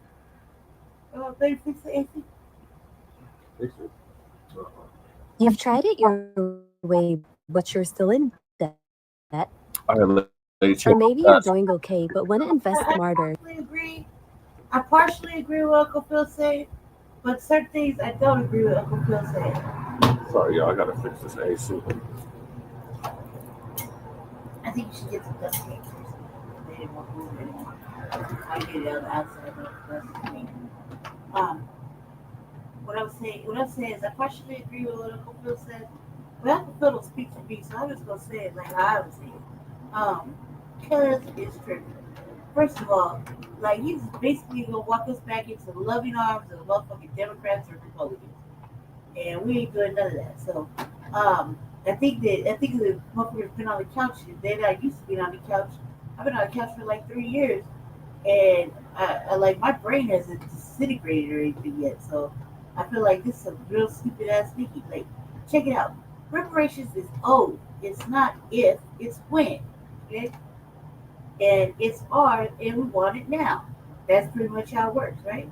Yeah, like So if you support FBA, if you support reparations in the form of cash payment, if you support lineage-based blah blah blah blah blah and everything that goes with it, right? It's not if, it's we didn't decide to cut the motherfucking check, right? We're gonna be right there waiting for it. That's just that. And it's just a matter of when you do it, not if. You don't have a choice. You're going to do it. It's going to happen. It has to happen. It's a debt that's owed. That's it. That's all, right? Yeah. The fact that you keep saying if you want FBA back on your side, then this is what you got to do. If you want FBA back on your side, that means we're going to throw the cape back on sometime. If they politely give us pleasant pandering, then it's pacifies, we're going to throw the cape back on. No, cuz, no. The cape is off. It's been off. Motherfucker, I lit my shit on fire and walked off. Okay, it was burning in the back of me. I saw the flames smoking. I was like, yeah, I'm done. Peace, cuz. I lit that motherfucker on fire, turned my back, and walked my happy fucking mixed ass to my black motherfucking couch and sat down. And said, fuck it, it's not reciprocating. And I'm easily fucking, maneuvered to some other topic. Like, I give it 3 days, 4 days of fucking, ranting and raving, not fucking 4 weeks. You know what I mean? And it's sad, it's over with. But it's like, if, if you should have. Yeah, they should have, but they had their chance. Now we can't go outside. That's like, we haven't been on the couch. I've been on the couch for 3 years. Y'all haven't been on the couch long enough to say that for you to have a thorough understanding of the fucking Black vacation experience, okay? You haven't been on the couch long enough. You gotta sit this out. You gotta sit it out. Sit it out for like 3 years. Sit it out for 4 years. Really sit it out and really see how it's taken. Then you'll get that understanding that you don't want to go outside for buffer races and buffer classes, no matter how much they cry. Mm-hmm. They're not crying real tears like when we are out there crying real tears. Right. We want to throw ourselves and everybody fucking on the carpet like, they're real motherfucking tears, okay? These motherfuckers are boo-hooing, pretending. They crunch up their face like white women. They make the noises, no tears fall out. Then they want to chastise them, and then they want to try to bait us into their stupid-ass conversations. Like, these conversations are dumb. Why an FBI? Do we have to keep saying it?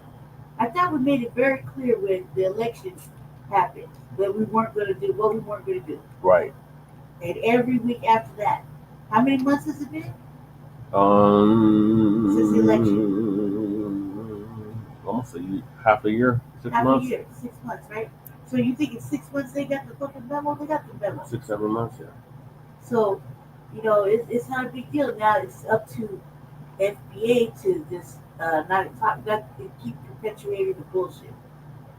Right? You're a revolving door of the bullshit. So like we gotta get off the bullshit, which is why they keep asking us and why they keep doing or what they keep doing. It's fucking mind our own business and keep focusing on what the fuck we're supposed to be focusing on. We're not supposed to be talking about them every day. Just like we're not supposed to be talking about the Democrats every day. Oh, immense. You did? We're supposed to be working on ourselves. We're supposed to be working on getting reparations. We're supposed to be working on all that shit. We're not supposed to be acting like we're going to need them. If you do for the FBA, if you do, that means you still need them, cuz you're not on your own empowerment. You're hoping that they come and save your ass. No. Like, no, man, I'm cool on that. There's like I'm saying, I agree with some of the stuff you say.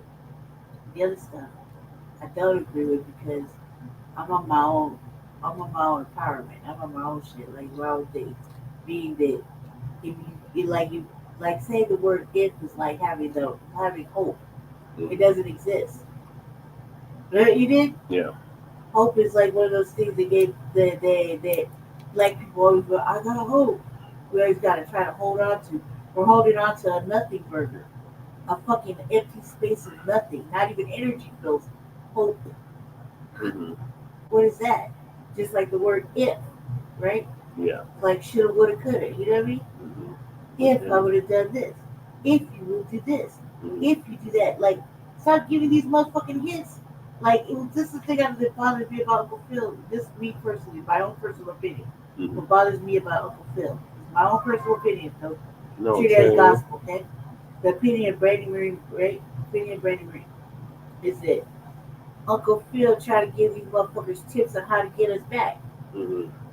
Like, you know, once you start doing from thinking about, like tips on how to get us back, you just go walk us right back into the loving, disgraceful arms of the motherfucking Democrat Party.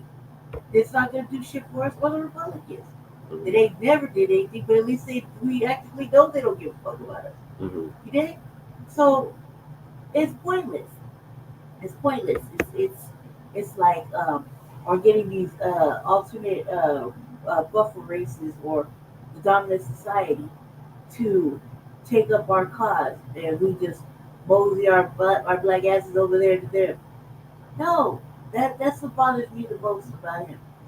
Me, in my own opinion, you know what I mean? Because it's like giving them tips, like don't help them. They had over 450 years to fucking think about how to take care of us and how to keep us out of this black fucking Holocaust of the Biafra that we're in now, 2025. So they've had plenty of time, and they continuously make it worse. They don't give a fuck. If you just turn on your local news and just see if anything benefits you as a black person, FBA or Native Black American, whatever you want to call it, however you want to identify yourself today, okay? Purple alien, whatever. Just see if anything on the motherfucking news in your local area is going to benefit you today or is going to hinder you. Look at City Council. We'll show you City Council today. It's Monday. So you'll see how none of this shit, we'll ask the right questions, none of this shit will fucking benefit any FBA Denverite or Aurorian in the city of the state of Colorado. You'll see. I'll prove it there. We'll just start with that. Just turn on your local fucking news and you'll see.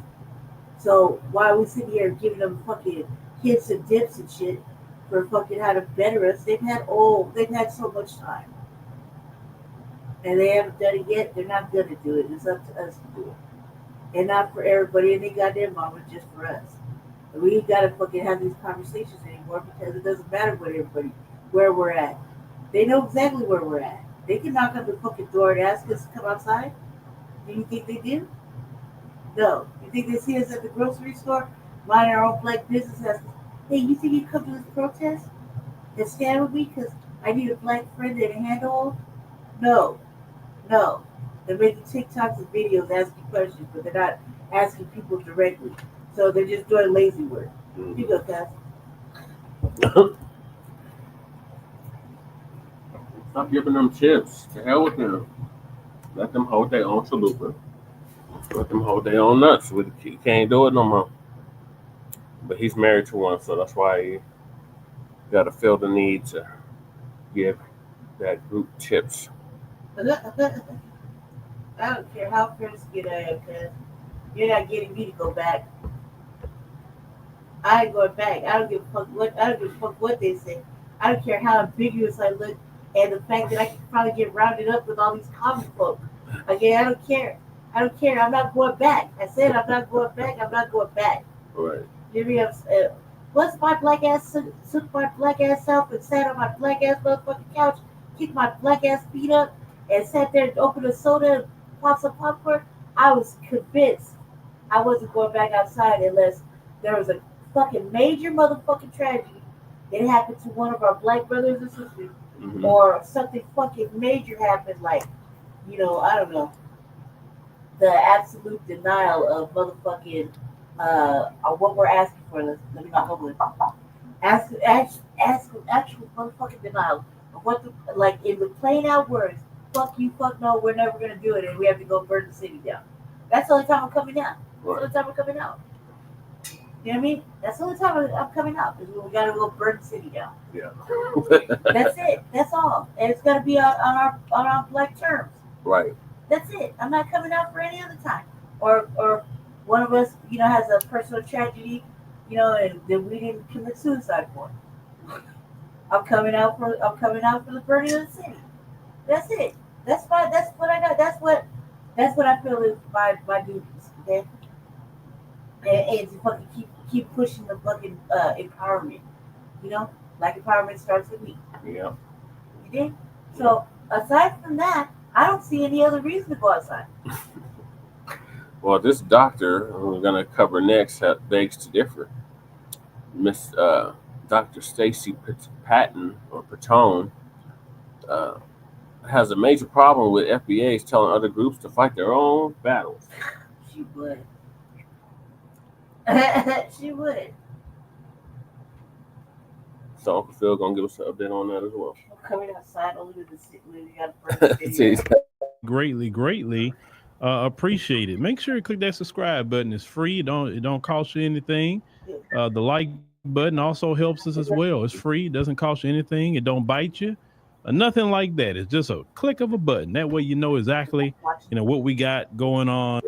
That I always do courtesy like that if I see something, a number. A lot of times I do this because of y'all. Y'all are the reason why we do this. If we had no desire, to do it from the people, then we stop. That's just really what it is. At least so until that happens, we'll keep doing it, right? So come on with us to Ghana. And I think you have a real good time, ladies and gentlemen. Let me look in this chat real quick, see who's in here tonight. Okay, see a lot of regulars coming on through.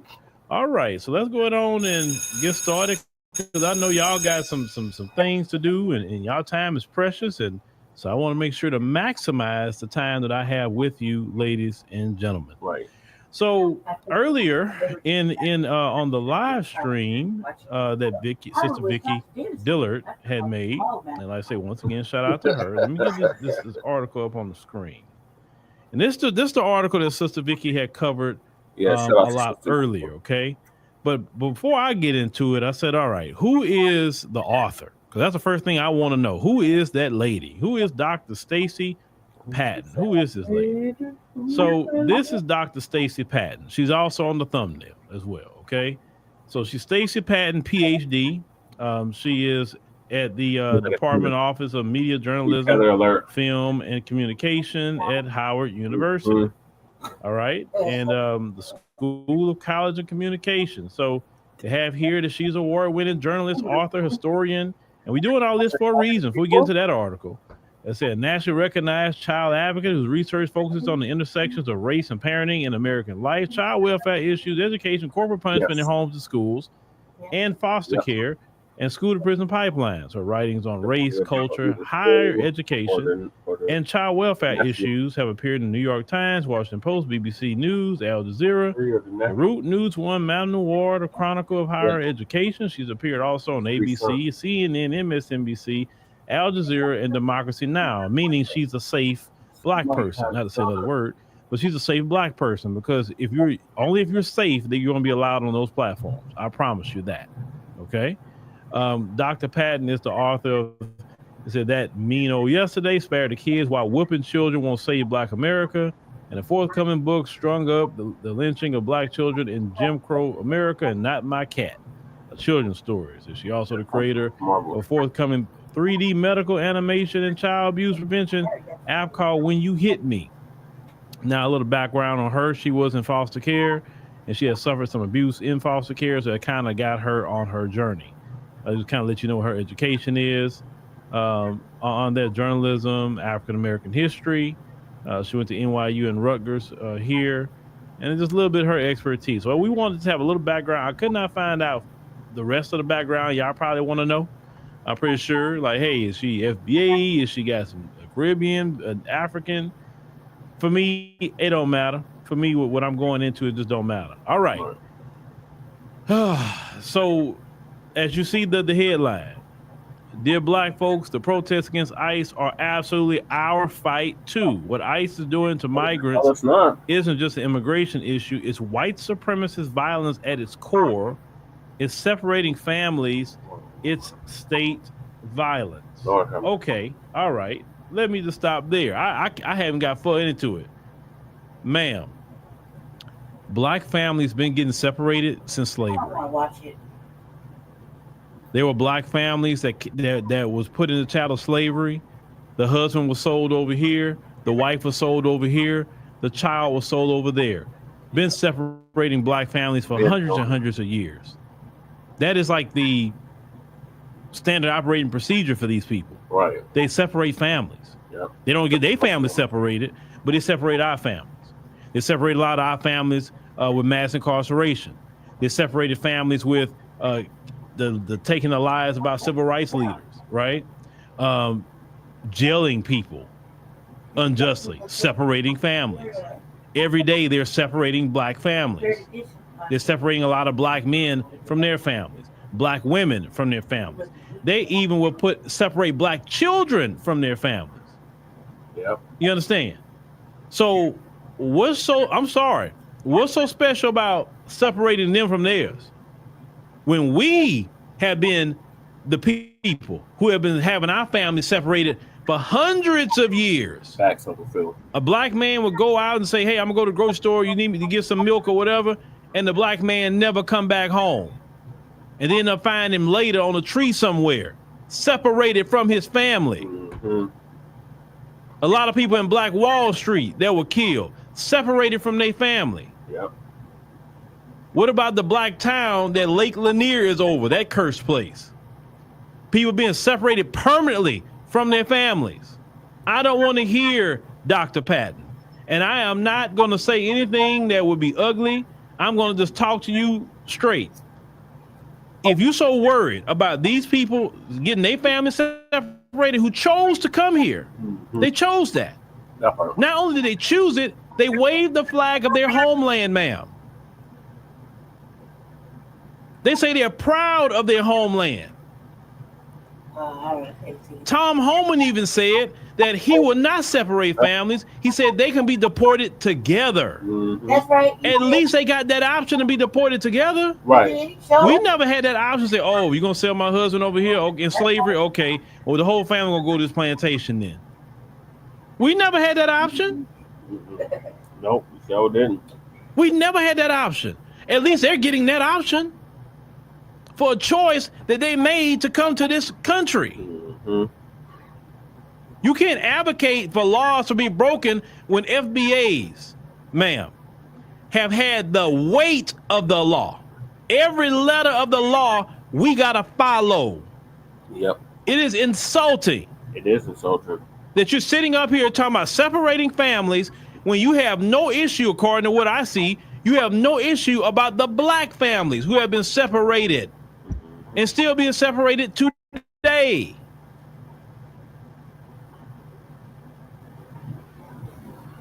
Now, I ain't even got into this article yet, and just that line alone got on my nerves.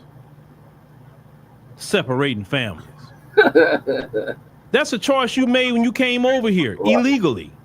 It may be a day that the law may be enforced, and when the law is enforced, they gonna come see you. FBAs know that. Yep, we know that firsthand. How come they get out? They get out of listen. If they can get away with breaking the law, then everybody else should get away with breaking the law. If they can violate federal law, then if somebody rob a bank, you shouldn't arrest them either, right? Because you don't want to separate the bank robber from his family. If somebody do some domestic violence, well, you know, don't arrest them because, hey, you're going to be separating them from their family. Come on now. That's what about his kids? Yeah, I know he went up inside the wife's head, but what about his kids? He can't be separated from his family. If that's what we're going on, either you're going to follow the law or you're not going to follow it at all. Mm-hmm. Well, it's different. It's not different. You're breaking the law. And black folks, they have enforced the law on us to the letter. Yep. And I'm sorry. I want the law enforced on the letter for everybody. If they're going to do that to us, you do it to everybody. Now, let me go on and continue this. And like I said, I just got barely into this thing. Now she says that Donald Trump sparks chaos illegally deploying troops to Los Angeles. No, he's not illegally doing it. He has the right as a president of the United States to do it. It said, as immigration raids intensify and protesters are flooding the streets to demand dignity for migrants. No, they're demanding to violate federal law. Far too many black folks are sitting back on social media platforms singing a tired, familiar song. It's been sung off key with a sense of safety and a dangerous misunderstanding of how white supremacist violence works. Ma'am, if anybody's off key, it's you. Right. You're off code completely. Let's continue. Right. The chorus of Retreat sounds something like this. You ready, black people? Black folks need to stay home. Okay. I'll take my time and slow walk this. Black folks need to stay home. All right. Right. So, Dr. Patton, what do you suggest we do? Get up out our homes, go be a human shield, get shot in the face with rubber bullets, Hell no. get beat, get arrested, get tear gas, get propagandized that we're the most violent group of people in America, say we're looting everything. Do you know in some of them protests, they're lying on the FBA saying we're looting, we're not even there. We're not even there, and we're being blamed on looting. Ma'am, why would we sign up for that? And then if we go sign up for that, what do we get out of it? No. Nothing. We get nothing. It's nothing reciprocated. So, ma'am, you get out there if you want to. Go ahead. You go on the front line.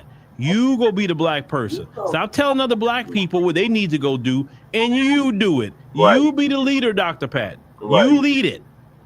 Show us how it's done, sister. You go out there with them, okay? All right.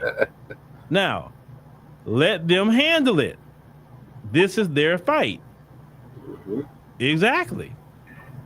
Most Latinos voted for this mess. A lot of them did. ICE don't target us. We got citizenship. We do. It's the truth. It's not a lie. I ain't marching for nobody who won't march for me. Latinos don't like us anyway. All right, let's just stop right there. That's what she says, that let them handle it. That's their fight. ICE don't target us. Most Latinos voted for it. I ain't marching for nobody. Right. Who ain't marching for me. See, Dr. Patton, the problem with people like yourself, ma'am, a lot of you educated people in those circles, you know, the safe black people. Yeah. I know you may not like me telling you that, but you are safe because of ABC News and all of them inviting you to speak. You're safe, okay? Yep. They're not worried with you. You're not going to say nothing unpredictable that they have to fear, right? The problem you have with that is that these kind of black people, since they're unpredictable today and they're not following the script, they can't look to you to bring you on mainstream media and go to the academia to understand black people. You don't understand what this is because it wasn't sanctioned by academia. It wasn't sanctioned by the Blacc. It just wasn't sanctioned. You want black people to play a particular position, ma'am. Yes, you do. Because I'm looking at what you're saying. The way you're writing this with a slight contempt, ma'am. You write books, so you know what you're doing. You're writing this with a slight contempt for FBAs because we have established a collective boundary that says you're not going to get anything from us for free. What black people have said collectively, F you, pay me. Because you already owe me anyway. We fought for civil rights, immigration. We stood up for y'all so many times. We said black and brown, black and brown, black and brown, black and Asian, black this, black and LGBT, everybody have benefited off of black folk. You attach black people to it, and when it's time to get the benefits, LGBT get it. Who get the other benefits? The immigrants get the benefits. Black gets nothing, even with DEI.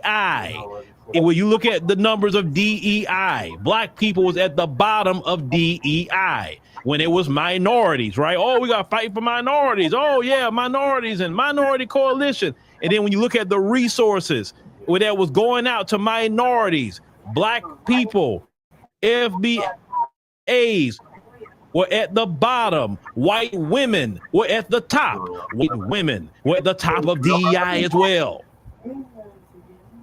But people like yourself, man, be the main one talking about we need to keep fighting for DEI. I am not fighting for no program that's not going to benefit my community. I'm not wasting my time. I'm not wasting my breath. And if you are advocating that I fight for a program or programs, affirmative action, same thing. White women benefited the most of affirmative action. I'm not fighting for programs for anybody who already had theirs. They've been having theirs. I'm fighting for my own so we can get ours. Understand, Dr. Patton? These other groups came here by choice. They all here by choice, and they'll leave by choice too, or they'll leave by deportation. Now, some of them will come back next week, but a lot of them they got a choice to be here or not. Okay.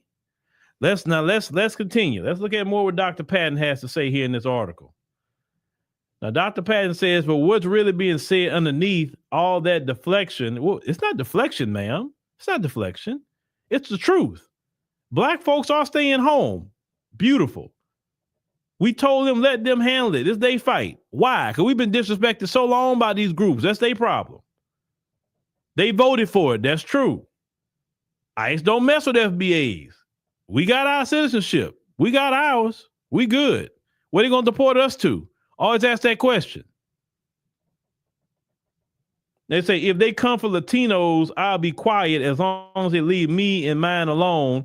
But you study history, really study history, then you should already know that they never leave us alone, not for long. This country have never left us alone. When are we on a break? When are we on a break? We're never on a break. The police are always still doing stuff to black people today. She said, I get it. Black folks are tired. No, you don't get it. Because you wouldn't have said those statements. We've carried the weight of every major freedom movement in this country. We bled, we've died, and we've been betrayed. Okay, that's true.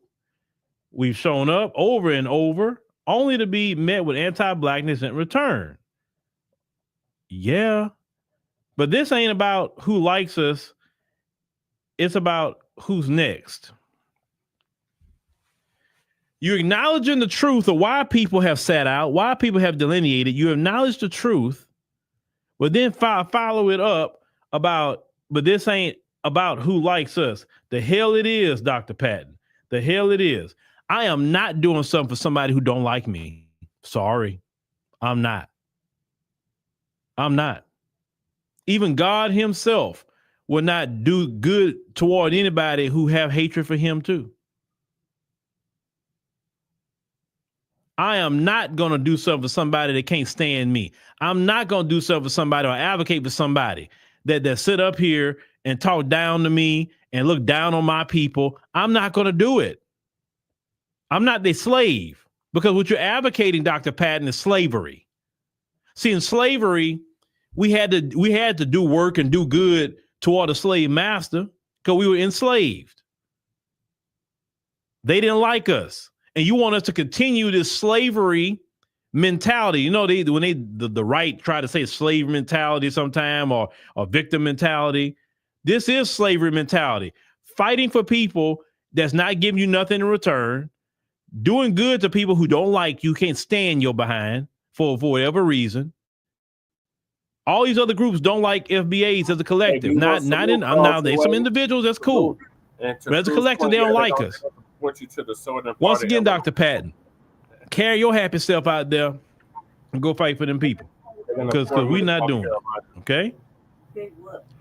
Now, she continues to say what ICE is doing to migrants isn't just an immigration issue. It's white supremacist violence at its core.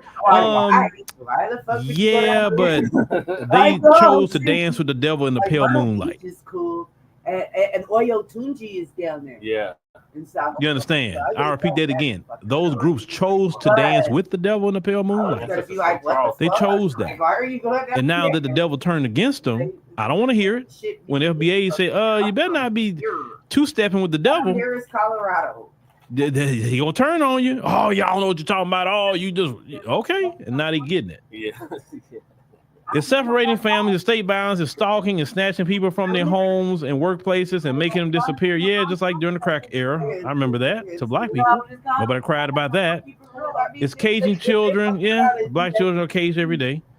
And for black folks in America, this should all feel deeply familiar. The white supremacy machine of state violence doesn't make distinctions based on citizenship status. We know that. So that's what ICE is doing to Latinx, West Indian, and African migrants is part of the same machinery that has policed and abused Black American bodies for centuries. We know what it means to have our families torn apart by the state. We know what it means to be told that we don't belong in the land we built. We know exactly what it's like to be criminalized simply for existing, to be dehumanized by everyday language, media propaganda, policies, and bureaucrats in uniform. Look, he's all tapping on it. He said, okay, so what are you saying? Let's continue. Black folks knows what it means to live under surveillance, to be chased, cuffed, caged, and disappeared. We are the descendants of people who had to run, say, from plantations, from the Fugitive Slave Act and slave catchers, from the KKK and lynch mobs. It's saying even if you were born right here in America with ancestors going all the way back to slave ships, that border violence still echoes through Black lives. So what is she doing here? This is a 2 paragraphs of shaming tactics. Dr. Patton, shaming tactics don't work anymore. We're oblivious to that. You're preaching the history of Black America. Okay. What's your point? All those other groups, when we would tell them about our history, you know what they would say to us? Stop crying, stop being lazy. You don't have a job because you're just lazy. All these other groups called us lazy. Well, who lazy now? Oh, who's lazy now? That good hard work. You work hard. Okay, let's see how that hard work gets you.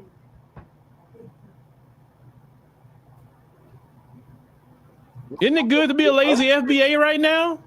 Isn't it good to be that? Oh, it's good to be a lazy FBA. It's wonderful. Man, isn't it beautiful, y'all, to be a lazy FBA? Oh, it's good to be lazy. Man. When I'm lazy, I ain't got to worry about all them issues because I'm good and lazy. Right? But y'all so hard working. Okay. That hard work didn't save you, did it? I work harder than you. Oh, we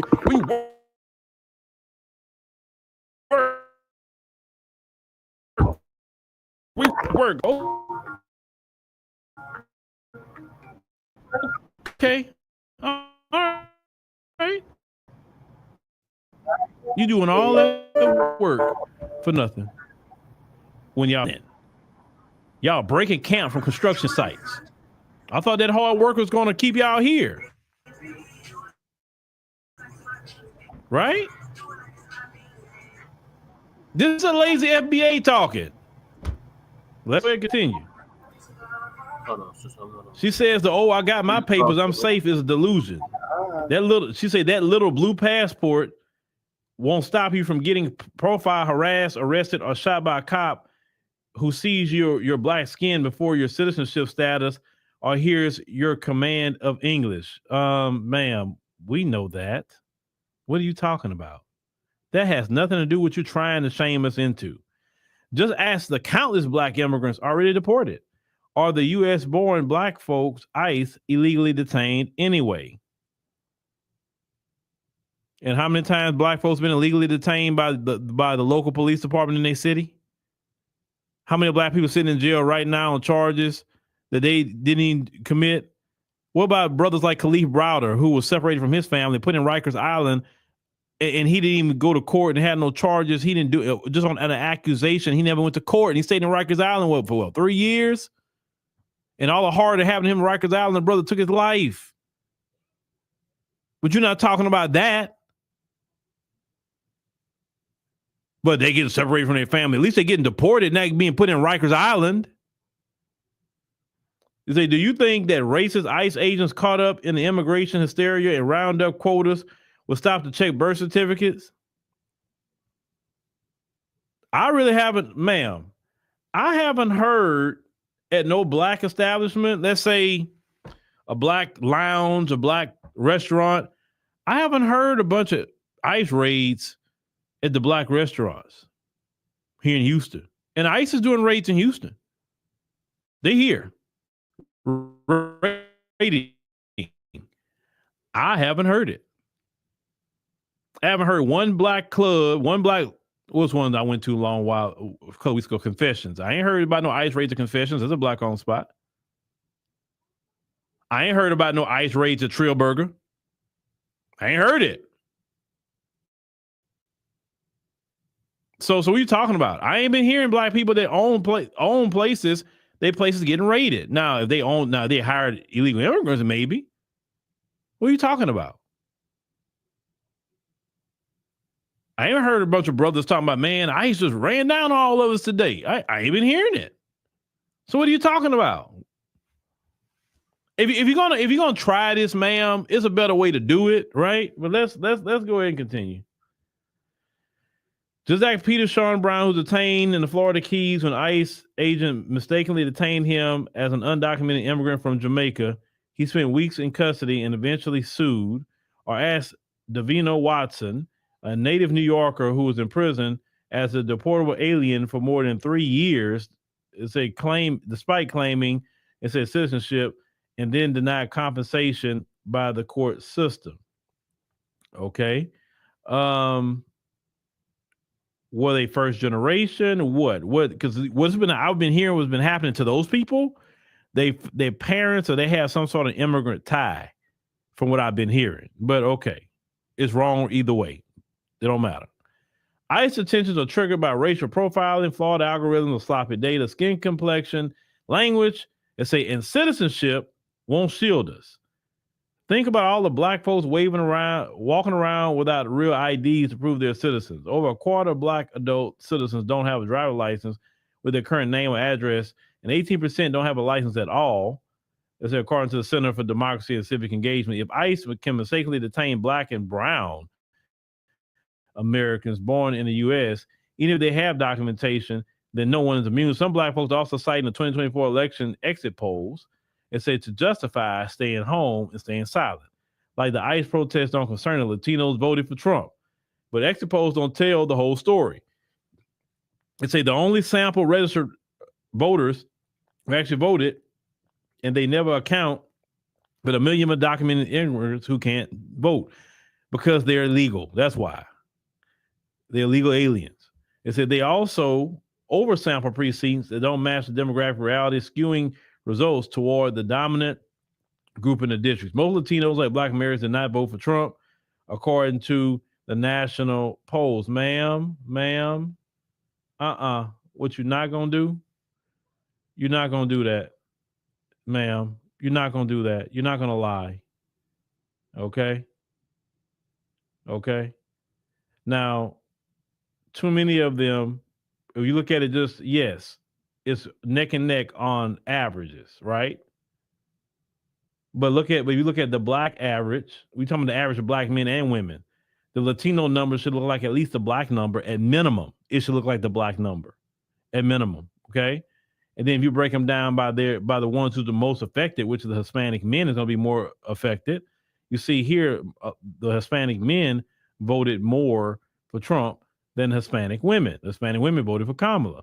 But when you average it out, it's just barely 51% right here. So really, the Hispanic men is the one that led the Latino community down, because if they would have voted even like their women, maybe they would not be dealing with this issue. I'm talking about, if I'm an illegal immigrant, I would not want Trump in office. I wouldn't have wanted him there if I was an illegal immigrant, especially when we know this man do what he say he gonna do. All right. So they're talking about how Trump made gains among Latino men, but gains don't equate to dominance. The Latino vote split quite among familiar gender and generational lines, like our communities. So we can't turn the sample. So now we can't look at exit polls. All right. Gotcha. Then there's one, I ain't marching for nobody that don't want to march for me or is equally tired fraternal twin.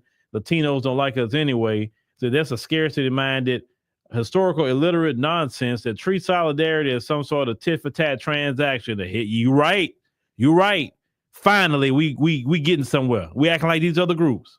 If that's how our ancestors thought, then we wouldn't have been an underground railroad, no civil rights act, a voting rights act, or Montgomery bus boycott. Solidarity is a strategy, not some popularity contest. Ma'am, do you know history?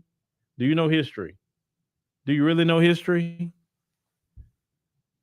Martin Luther King and them wasn't fighting for no Latinos or no Asians. Malcolm X wasn't fighting for that. They didn't do the March on Washington for immigrants. They did that for black people. What are you talking about? You're trying to do revisionist history? And you know better, ma'am. You know better. You educated on paper. You educated. Stop trying to sit up here and use your literary. Hold on, I'm getting all tongue-tied. Literary skills. Stop. And trying to do a propaganda piece. And trying to shame black people into getting out there. Once again, put on your Nikes and you go out there. Stop shaming black people for finally saying no. And yes, it is tit for tat. It's called a reciprocal relationship, right? You do for me, I do for you. You do for me, I do for you. And that's how we had this relationship. Now, if you're fine with just going out there and getting your head beat in and all that for nothing, go ahead. I can't stop you, sis. I can't. But this is stupid. This is beyond stupid already. What this lady's talking about. Let's continue. Now, I say, if you're out here claiming Latinos don't march for us, and clearly you haven't picked up a history book, y'all must not know about Cesar Chavez and Dolores Huerta, who led the United Farm Workers, who stood with Martin Luther King Jr. Y'all, now that's two people. Okay. Y'all must not know about the Puerto Rican Young Lords working hand in hand with the Black Panther Party to run free clinics, breakfast programs, with tenant organizing drives in Chicago and New York City. It said, okay, that's a group. That's not the whole collective. It said, or about Mexican students who took their cues from SNCC and say in Malcolm X during the 1968 East LA walkouts and launched the Chicano Civil Rights Crusade. Once again, a small group of people doesn't represent the whole. They say in recent years, Afro-Latinos have been at the forefront of Black Lives Matter chapters, organizing vigils, raising bail funding, and pushing for police accountability across the country. In Chicago's Little Village, Latino organizers launched a Brown Squad for Black Lives and established a Black and Brown Unity food pantry. In Chicago, there's no Black and Brown unity. Talk to people from Chicago. There's no such thing as Black and Brown in Chicago. That's a freaking lie. I said Martin Luther King III has been working alongside Mi Familia Vota, a national Black and Brown coalition, whose mission is to combat hate crimes, anti-immigrant policies, and attacks on voting rights together, not as separate communities. Now, she continues to say, because these sustained interracial commitments and coalitions aren't trendy headlines or going viral on social media, doesn't mean solidarity isn't unfolding in schools, community centers, neighborhoods, and politics. Ma'am, Lord, ma'am. Okay.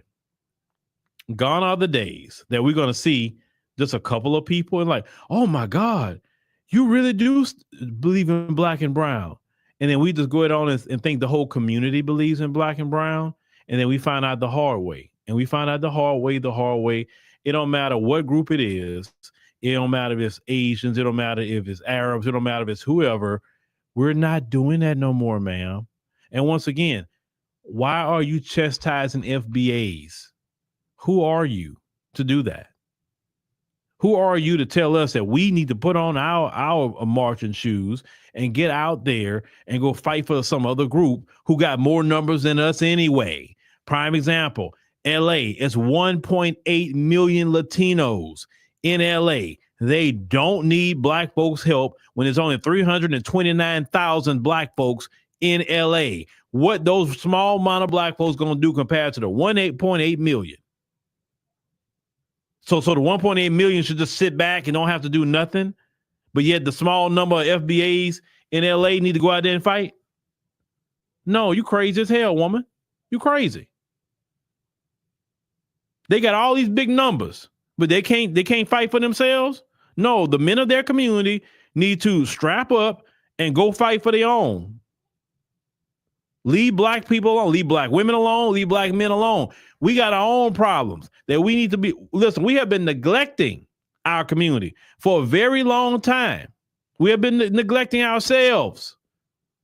We've been neglecting the men, neglecting the women, neglecting the children. Because we've been spending our time fighting all these other things, and while everybody else is just comfortable and working their jobs, and they can go out to a protest with black folks, loot, throw things at cops, and then we take the brunt of it. We get demonized. And black folks said, no, we need to prioritize. Listen, you can't fix somebody else's house if you don't fix your own first. How are we going to do that? Do you notice that more things are starting to get done now within our black communities? Now that we have delineated and say, y'all on your own, fix your own mess. Have you noticed more work has been getting done? More positivity has been happening in the black community. I just heard something, and I have to give a congratulations to Brandon Johnson on something. The crime numbers in Chicago have been going down for the past 2 years since he's been in. I heard that. I'll give Brandon Johnson some props on that. Even though I disagree with him with this immigration, I will still give props where props due. That's good, because no other mayor was getting that crime rate down. I don't know how he's doing it, but it's good. Maybe because black folks delineated, they are focusing more on their communities and engaging and fixing our issues at home, and we can get our young men off them streets and give our young men opportunities. How are we going to do that fighting for other groups? How are we going to do that? You want to fight? There's a lot of fight right in the cities that black folks are in. Black people need jobs. Black people need access. We need education. We need to fight gentrification. We need to fight these black politicians like Muriel Bowser in D.C. Shout out to LaSherica for that video. That was pretty good.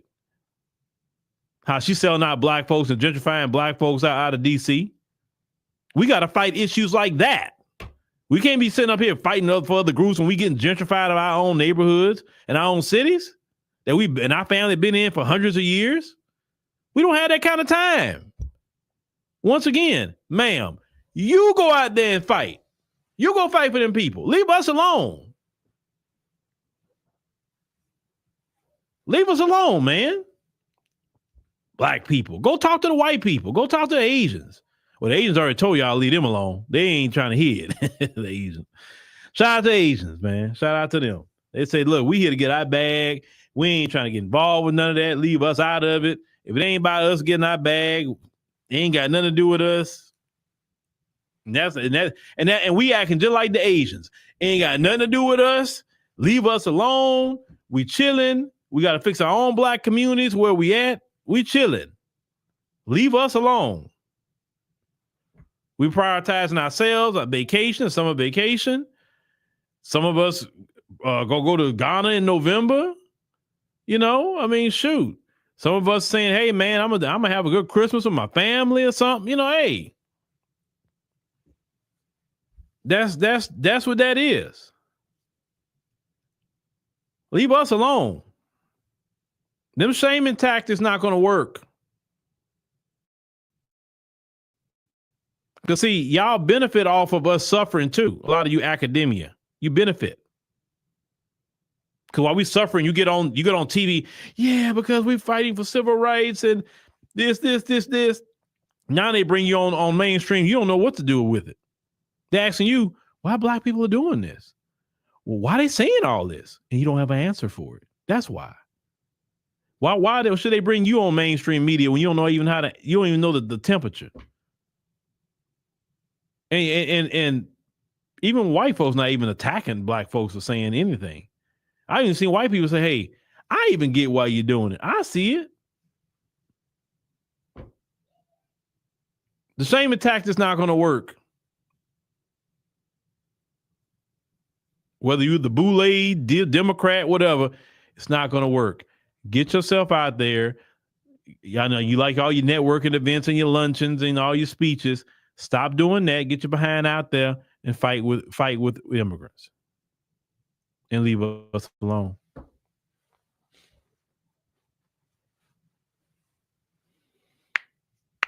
Yeah, Keisha said that the boule not working no more. That's you doggone right, Keisha. The boule is not working anymore. That's what it is. Okay. Now let me go back to this article. We're gonna go ahead and wrap. You go finish up on this article real quick. Just give me a second here. All right. So it says one thing to let white folks battle each other, whether it's MAGA versus neoliberal, liberals versus conservatives, or Karens versus Capitol Hill. Say white folks battling each other. It's the empire fighting over who gets to steer the ship while it's already sinking. Say you want to sit back and watch that unfold while sipping tea or popcorn. Fine. It said let white folk. It said eat each other. It said doesn't carry the same moral weight. Moral weight as turn your back on another man. I'm sorry. I'm sorry what I'm about to say, ma'am. You can go to hell with that. You can go straight to hell with that. We are not out here to do anything for nobody else. How dare you? Let's also remember anti-blackness is global. Duh. It lives in every community and in our own. Certainly switched up. No, They're like, well, we don't have anti-blackness in our own. We got issues, but not that. Black Americans can be just as anti-immigrant, just as colorist, just as xenophobic, just as colonized in our thinking. So if you're sitting out because of what some Latinos, West Indians, or Africans said about us, then you're not protecting yourself. You're just waiting for your turn. So what do we do? I mean, this woman is. This is why a lot of people don't respect education anymore. I'll be honest with you. This is why. And so we organize. We show up at ICE protests. No, you show up at ICE protests. So the system doesn't get the isolated people in silence. We donate to immigrant bill funds. I'm not donating to nothing but my bills. And if a brother or sister may need me for something, cool. But if I'm going to do something, I'm going to do it to myself and my community. That's it. Or deportation defense teams. We got black people in the criminal justice system that need a defense team, ma'am. Like the Haitian Bridge Alliance, Black Alliance for Just Immigration, or Undock You Black. It say use your platforms to amplify the stories, organizing resistance and victories of undocumented folk. And how does that benefit FBAs? Build local coalitions to organize teachings, mutual aid drives, and community safety networks that bridge black and brown neighborhoods. No. We're gonna do teach-ins in our own community. That's what we're gonna do. So we also need to unlearn anti-immigrant, anti-black, and anti-indigenous narratives this country feeds us, because solidarity starts in the mind. Ma'am, black people's issues about the way we've been treated by different groups. It's not nothing. We know good and well in our house, we aren't taught to be anti-anybody. You see, you're lying. Black folks cannot afford to pretend that citizenship birthright assures our protection. According to 14th Amendment, it does. It says a system built on racial profiling, quotas, and militarized tactics never stops at not us. It doesn't send ICE to the border and leave us in peace. These immigration raids strengthen a culture of normalized, dehumanizing state violence against anyone who looks other. Immigration will become the excuse to expand the surveillance state. They already did it. It's called the Patriot Act. Like, come on. It's and militarized policing in black communities. They've been doing militarized policing. Have you seen all the uprisings when they brought out all this military gear on black people? Like, please. So your issue is basically other people are starting to feel how black people are being treated. And that's a problem for you? No. How I feel about it, if we got to suffer, everybody needs to suffer. And maybe at that point, everybody will work to end the suffering collectively. I'm not for just us suffering and everybody else is good. We are the ones selected to suffer. No, now with the Trump administration, everybody can suffer. And I'm good with that. It's not fair for black people to be suffering. It's not fair for black people to go get beat up and shot up and mass incarcerated and separated from their families and all of that. But now it happens to these other groups. Oh, no, that can't happen. In the hell it can. Nobody is better than me. Nobody's better than my community. Either we all be equal together and don't suffer together and live in peace and harmony, or we all suffer together. That's it. See, with the Democrat Party, we'll be suffering by ourselves. With the Republicans, everybody's suffering, and I'm okay with that. Michael say he's sitting on the deck drinking. He say, here's what? Cheer wine. There you go. There you go. I know my daughter gave me a bottle of a blueberry wine Father's Day. Clearly, I'm gonna get me a glass of that blueberry wine too. Thank you, baby, for that a bottle of wine. You know, she knows I like that blueberry wine, and yeah, I'm gonna sip my wine too and relax. Yeah, we had a bad habit of that, Carlton. I'm good. Oh, they black just like us. No, the hell they not. Yep, Trump say he's deporting the criminals, and if you are in here this country illegally, you are a criminal. See, what they thought was, well, he's gonna get the gang bangers. No, this is what they wanted Trump to go get all the gang bangers out of their neighborhood, which I support Trump and them doing that. Get all the gang bangers out. We don't need them here. You know, all the ones that got criminal records. Okay, I support that too. But when they want to expand it, say, hey, we just got to meet a quota. Well, you know, they may come see you at Home Depot. Are the people at Home Depot committing a crime? No. I mean, like in the general sense, most people say get the guy who out here touching children, get those people out, which most of us say get them out first. And they have been getting them out. But both of you have broke the law.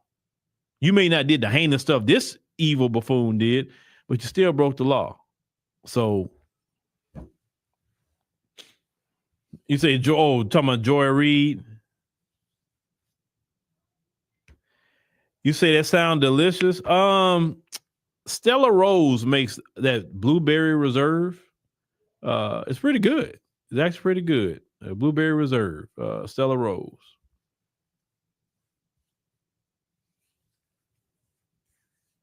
Oh yeah. I haven't had that wine in a minute too, and my daughter bought it because my daughter at one point in time I would give me a glass of that. You know, they're like, hey, give me one little glass. So, you know, here and there was my daughter bought me some, so hey, I got to make sure to say, hey, I drunk it. And shoot, get you a good glass of wine right for bed, you be out. Oh, you like, oh boy, you fall asleep real good after that good glass of wine. But I say 45 minutes, you out. You are out. So I don't do the hard liquor and all that stuff. I am not one to do no hard liquor. People know that. I'm the guy you can go with to designated drive. I'll drink water. I'm good. I don't have to drink anything. I thank God I don't have those vices like that. Like I just have to be a drunk. I just have to get high. Thank God. I was thanking God the other day for that. I don't have those vices. You know, so every day a person got to smoke a tree every day. I say, thank God I don't have to do that. Cause man, it's like, to me, I couldn't do it. Cause I'd be thinking of financial. I'm thinking financial. Every time I see people smoke anything, I'm thinking financial. I said, man, for every one they buy or every what they spending probably X amount of dollars. And I start calculating how much that is in a month, especially if a person smoke every day. It's like, man, they working the smoke. They smoking their money up. That's the whole thing. They're like trying to sell that shit. Trying to pander us. Oh, we're gonna have one. Yeah, they stopped talking about that real quick, Carlton. Oh, you say you heading to Atlanta tomorrow with family? I don't know if anybody in the chat from Atlanta where to go. Well, man, shoot, you know what I do a lot of times? I go to a different city. If I don't know nothing, I go look at the Google reviews. If I look for the stuff that got the highest, you know, the close to 5 stars, then I go look at the reviews. I look at the recent review, and then I start just going down, just reading, and I just keep scrolling and reading to see what the reviews say. You know, even the negative ones, I said, let me see what the negatives say. But if I see good reviews, and usually those reviews have never led me wrong when I went to a different city. So, you know, me and my wife done it. Even locally, we've done that. So, we've never been this place before. It got high reviews. Let's go ahead and do that. So, you know, yeah, that would be that.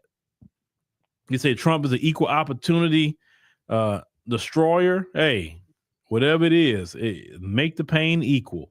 But all right, ladies and gentlemen, thank you for joining us on the show tonight. We greatly appreciate it. Make sure you click the subscribe button. Make sure you click the like button, as we said before. And also join us on AfroWire AI. Sherika going to have her message for the evening at 8 p.m. Central Standard Time. So thank you.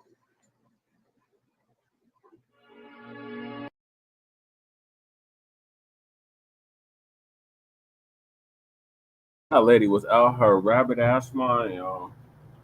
That shit she was saying was just like, really? Oh, did she talk to King yet? Say you should talk to King? The audacity. Alright, so I gotta wrap this up. I think we'll be on for like another 30 minutes. I got time.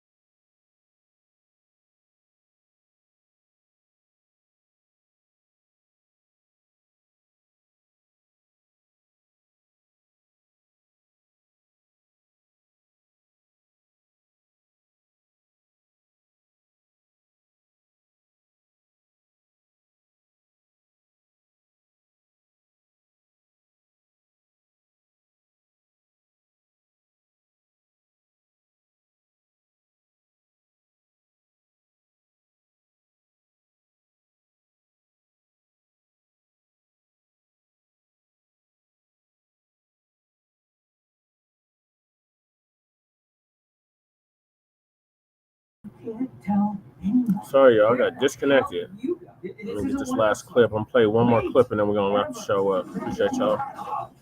Grand Rising with us this morning. Don't worry, we'll be back at our usual scheduled hour of 10 p.m. Yeah.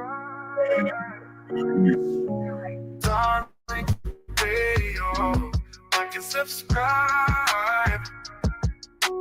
Darling Radio, like and subscribe. But yeah, these people, they got this weird sense of entitlement. A lot of these immigrant groups where they can sit here and denigrate us, but we're not supposed to check them. And if we check them, we're divisive. See, they're so used to having these anti-FBA ideologies before they even come here. See, a lot of them, they get these negative notions about us, and then they come over here with that nonsense, and they feel like they're entitled to speak down at us, and we're saying no. And they also understand that the white supremacists will low-key reward these people for echoing a lot of anti-FBA sentiments. To the dominant society, they'll incentivize these tethers to basically distance themselves from us and align with those anti-Black narratives. So they run around here thinking that they are the model minority. So they think that that gives them a green light to critique us openly because they think they have an elevated social position. And then they get a rude awakening when we start checking that ass. You see, they don't see us as a host culture to a certain degree. See, unlike a lot of these immigrants who show difference when they go to European or Asian countries, see, they don't see us, the foundational Black Americans here, as the host ethnic group in America, which we host their asses. You see?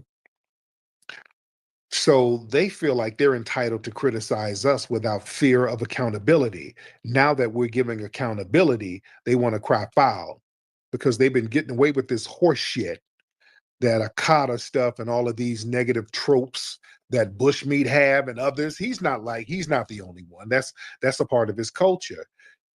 Now that we are checking them extremely hard, they don't know what to do now. Now they want to cry foul. They thought that we wouldn't have no cultural gatekeeping power. And now we're flexing power on that ass. Because see, we've been sitting up here sharing our culture, our music, our movements, just everything, and letting them stake a little claim to it. So they got the belief that they can just take from our culture while criticizing the people who created it. And we're saying, yo, those days are over. It's a whole new vibe now.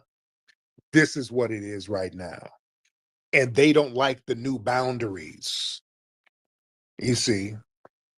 They don't like the new boundaries now. Now we done gate kept and we're drawing lines, and you're just not going to come over here and parasite off of us no more. The parasite days are over.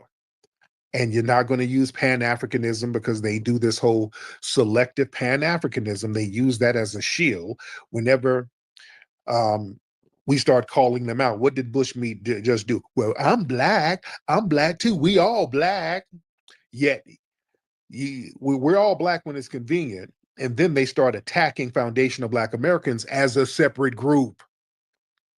Just in the same breath. We all black, and then the next sentence, y'all FBAs ain't shit. The Black American women is too fat.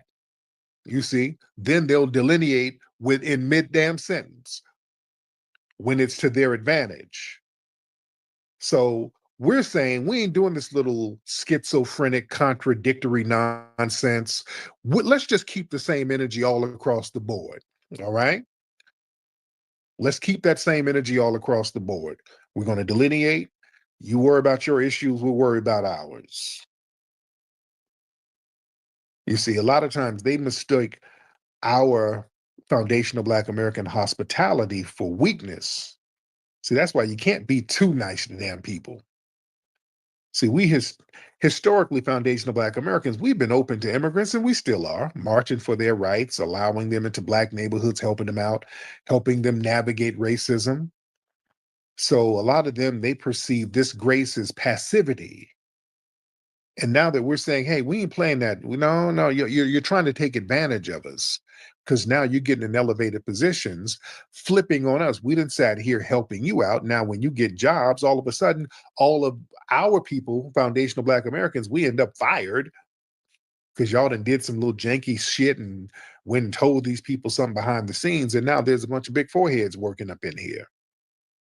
Now you got some non-FBA tether running for mayor, and he's Black while he's running. Then when he gets elected, he's an immigrant, and he's going to allocate all these resources for other immigrant groups. So we're tired of that game. That game is over. You're just not able to leech off of us. That's what divisiveness means. Divisive means, why can't we leech off you niggas anymore? Yeah, the leeching days are over. And trying to frame that as divisive, that's not going to shame us into letting you leech more. See, they've never been culturally or historically checked until now. Yeah? Nobody's held them accountable for that anti-Black, anti-FBA rhetoric. Nobody's never held them accountable. So this is really the first time they've been held accountable for that shit they've been doing for years. It's like a culture shock. Yeah? So it's a brand new day, ladies and gentlemen. That's the new norm, and that's what it is. Yeah? Let me get some folks in here. Y'all raise them hands. We do have a lot of people in the building. Let's get Sir Funk in the building. Sir Funk in the building. What's going on, Sir Funk? All right, Sir Funk ain't saying nothing. All right, let me get let's get Only in the building. Only. All right, Only, where you at? I can hear you, brother. What's going on? Not much, man. I'm just calling.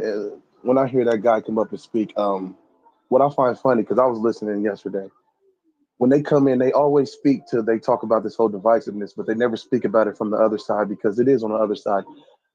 I've been on TikTok and I've been in rooms with several different people from the Caribbean and several different African countries. And they say some of the most foul, most disgusting things. I've spoken to them, and I've never went to that level. I don't get into pigsty. I don't need to call names, because I can just speak to the facts and speak to the truth.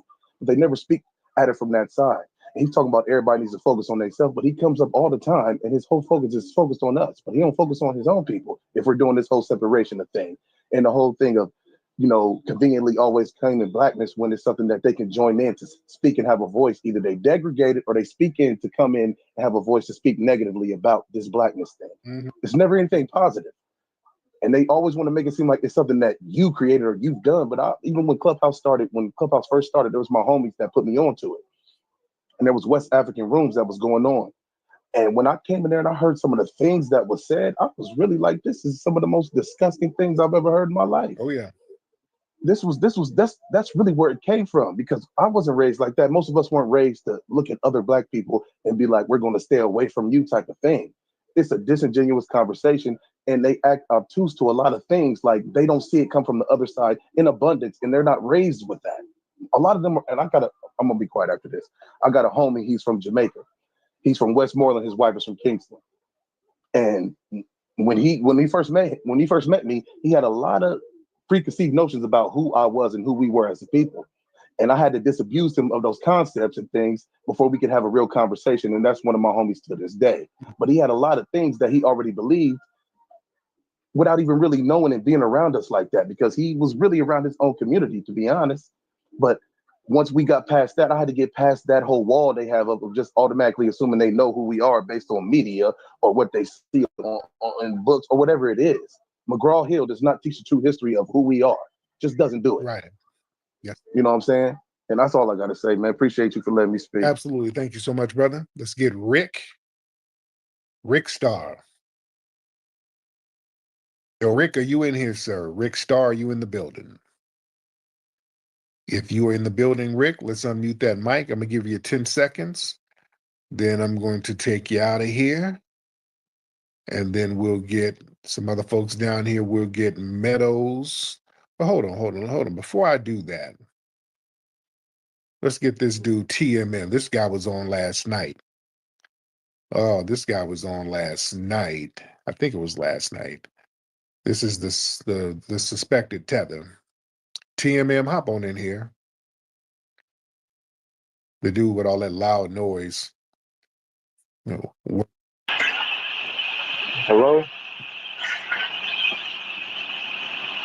Hello?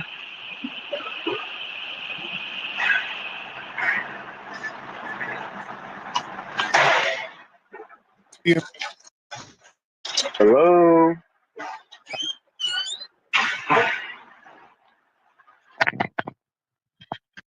We can hear you. Hello? Man. Do Tyler Perry, do his company go to the Jewish CEO that own it when they take him down? Who gonna get his company after they take him down? Is it the Jews like the NAACP? Like Puff Daddy company like Death Row? Is it the Jews that's going? Okay, yeah, this nigga's trolling. Okay, you can't even get your trolling out. And nigga, where do you work, dude, with all that damn noise? Do you work graveyard shift at SeaWorld? Nigga, you wash dolphins? What do you do? What are you doing over there? Okay, he just trolling. Okay, he's up here giggling. This nigga's trying to get his trolling out, up here snickering. If Tyler Perry, if Snoop Dogg and Puffy them win the Jews, I'm here giggling like a biatch. You can't even get it out. I ain't about to sit up here and talk to no ticklish nigga.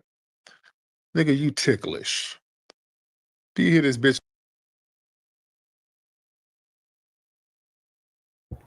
All right, y'all got to wrap this up. Join us later for part 3, where we'll continue this subject and other topics that we didn't get to. Appreciate y'all Grand Rising with us. This is going to conclude season 5, episode 13, part 2 of the Frontline Black News. Join us later for part 3 at the City Council. So we'll see y'all then. So peace, love, light, reparations, and separations, Black empowerment. And mass deportations. Come on with it. Washington Dolphins. Oh, you're Oh, yeah, the dude that was on the Twitter space. Yeah, he worked at SeaWorld. That's what he do. He washes the Dolphins. All right, Carlton Way. Appreciate you tapping in. Shout out to Carlton Way. Shout out to Joe Cool. Shout out to Mike 285. Shout out to Only Pamela's Way. Shout out to Crew. And shout out to Twin Pyramid. So appreciate y'all tapping in. We'll see y'all later. Say bye, Lady Chain. Peace. Stay black and dangerous. Say bye, sis. Peace, love, and Black empowerment. All right, so who am I?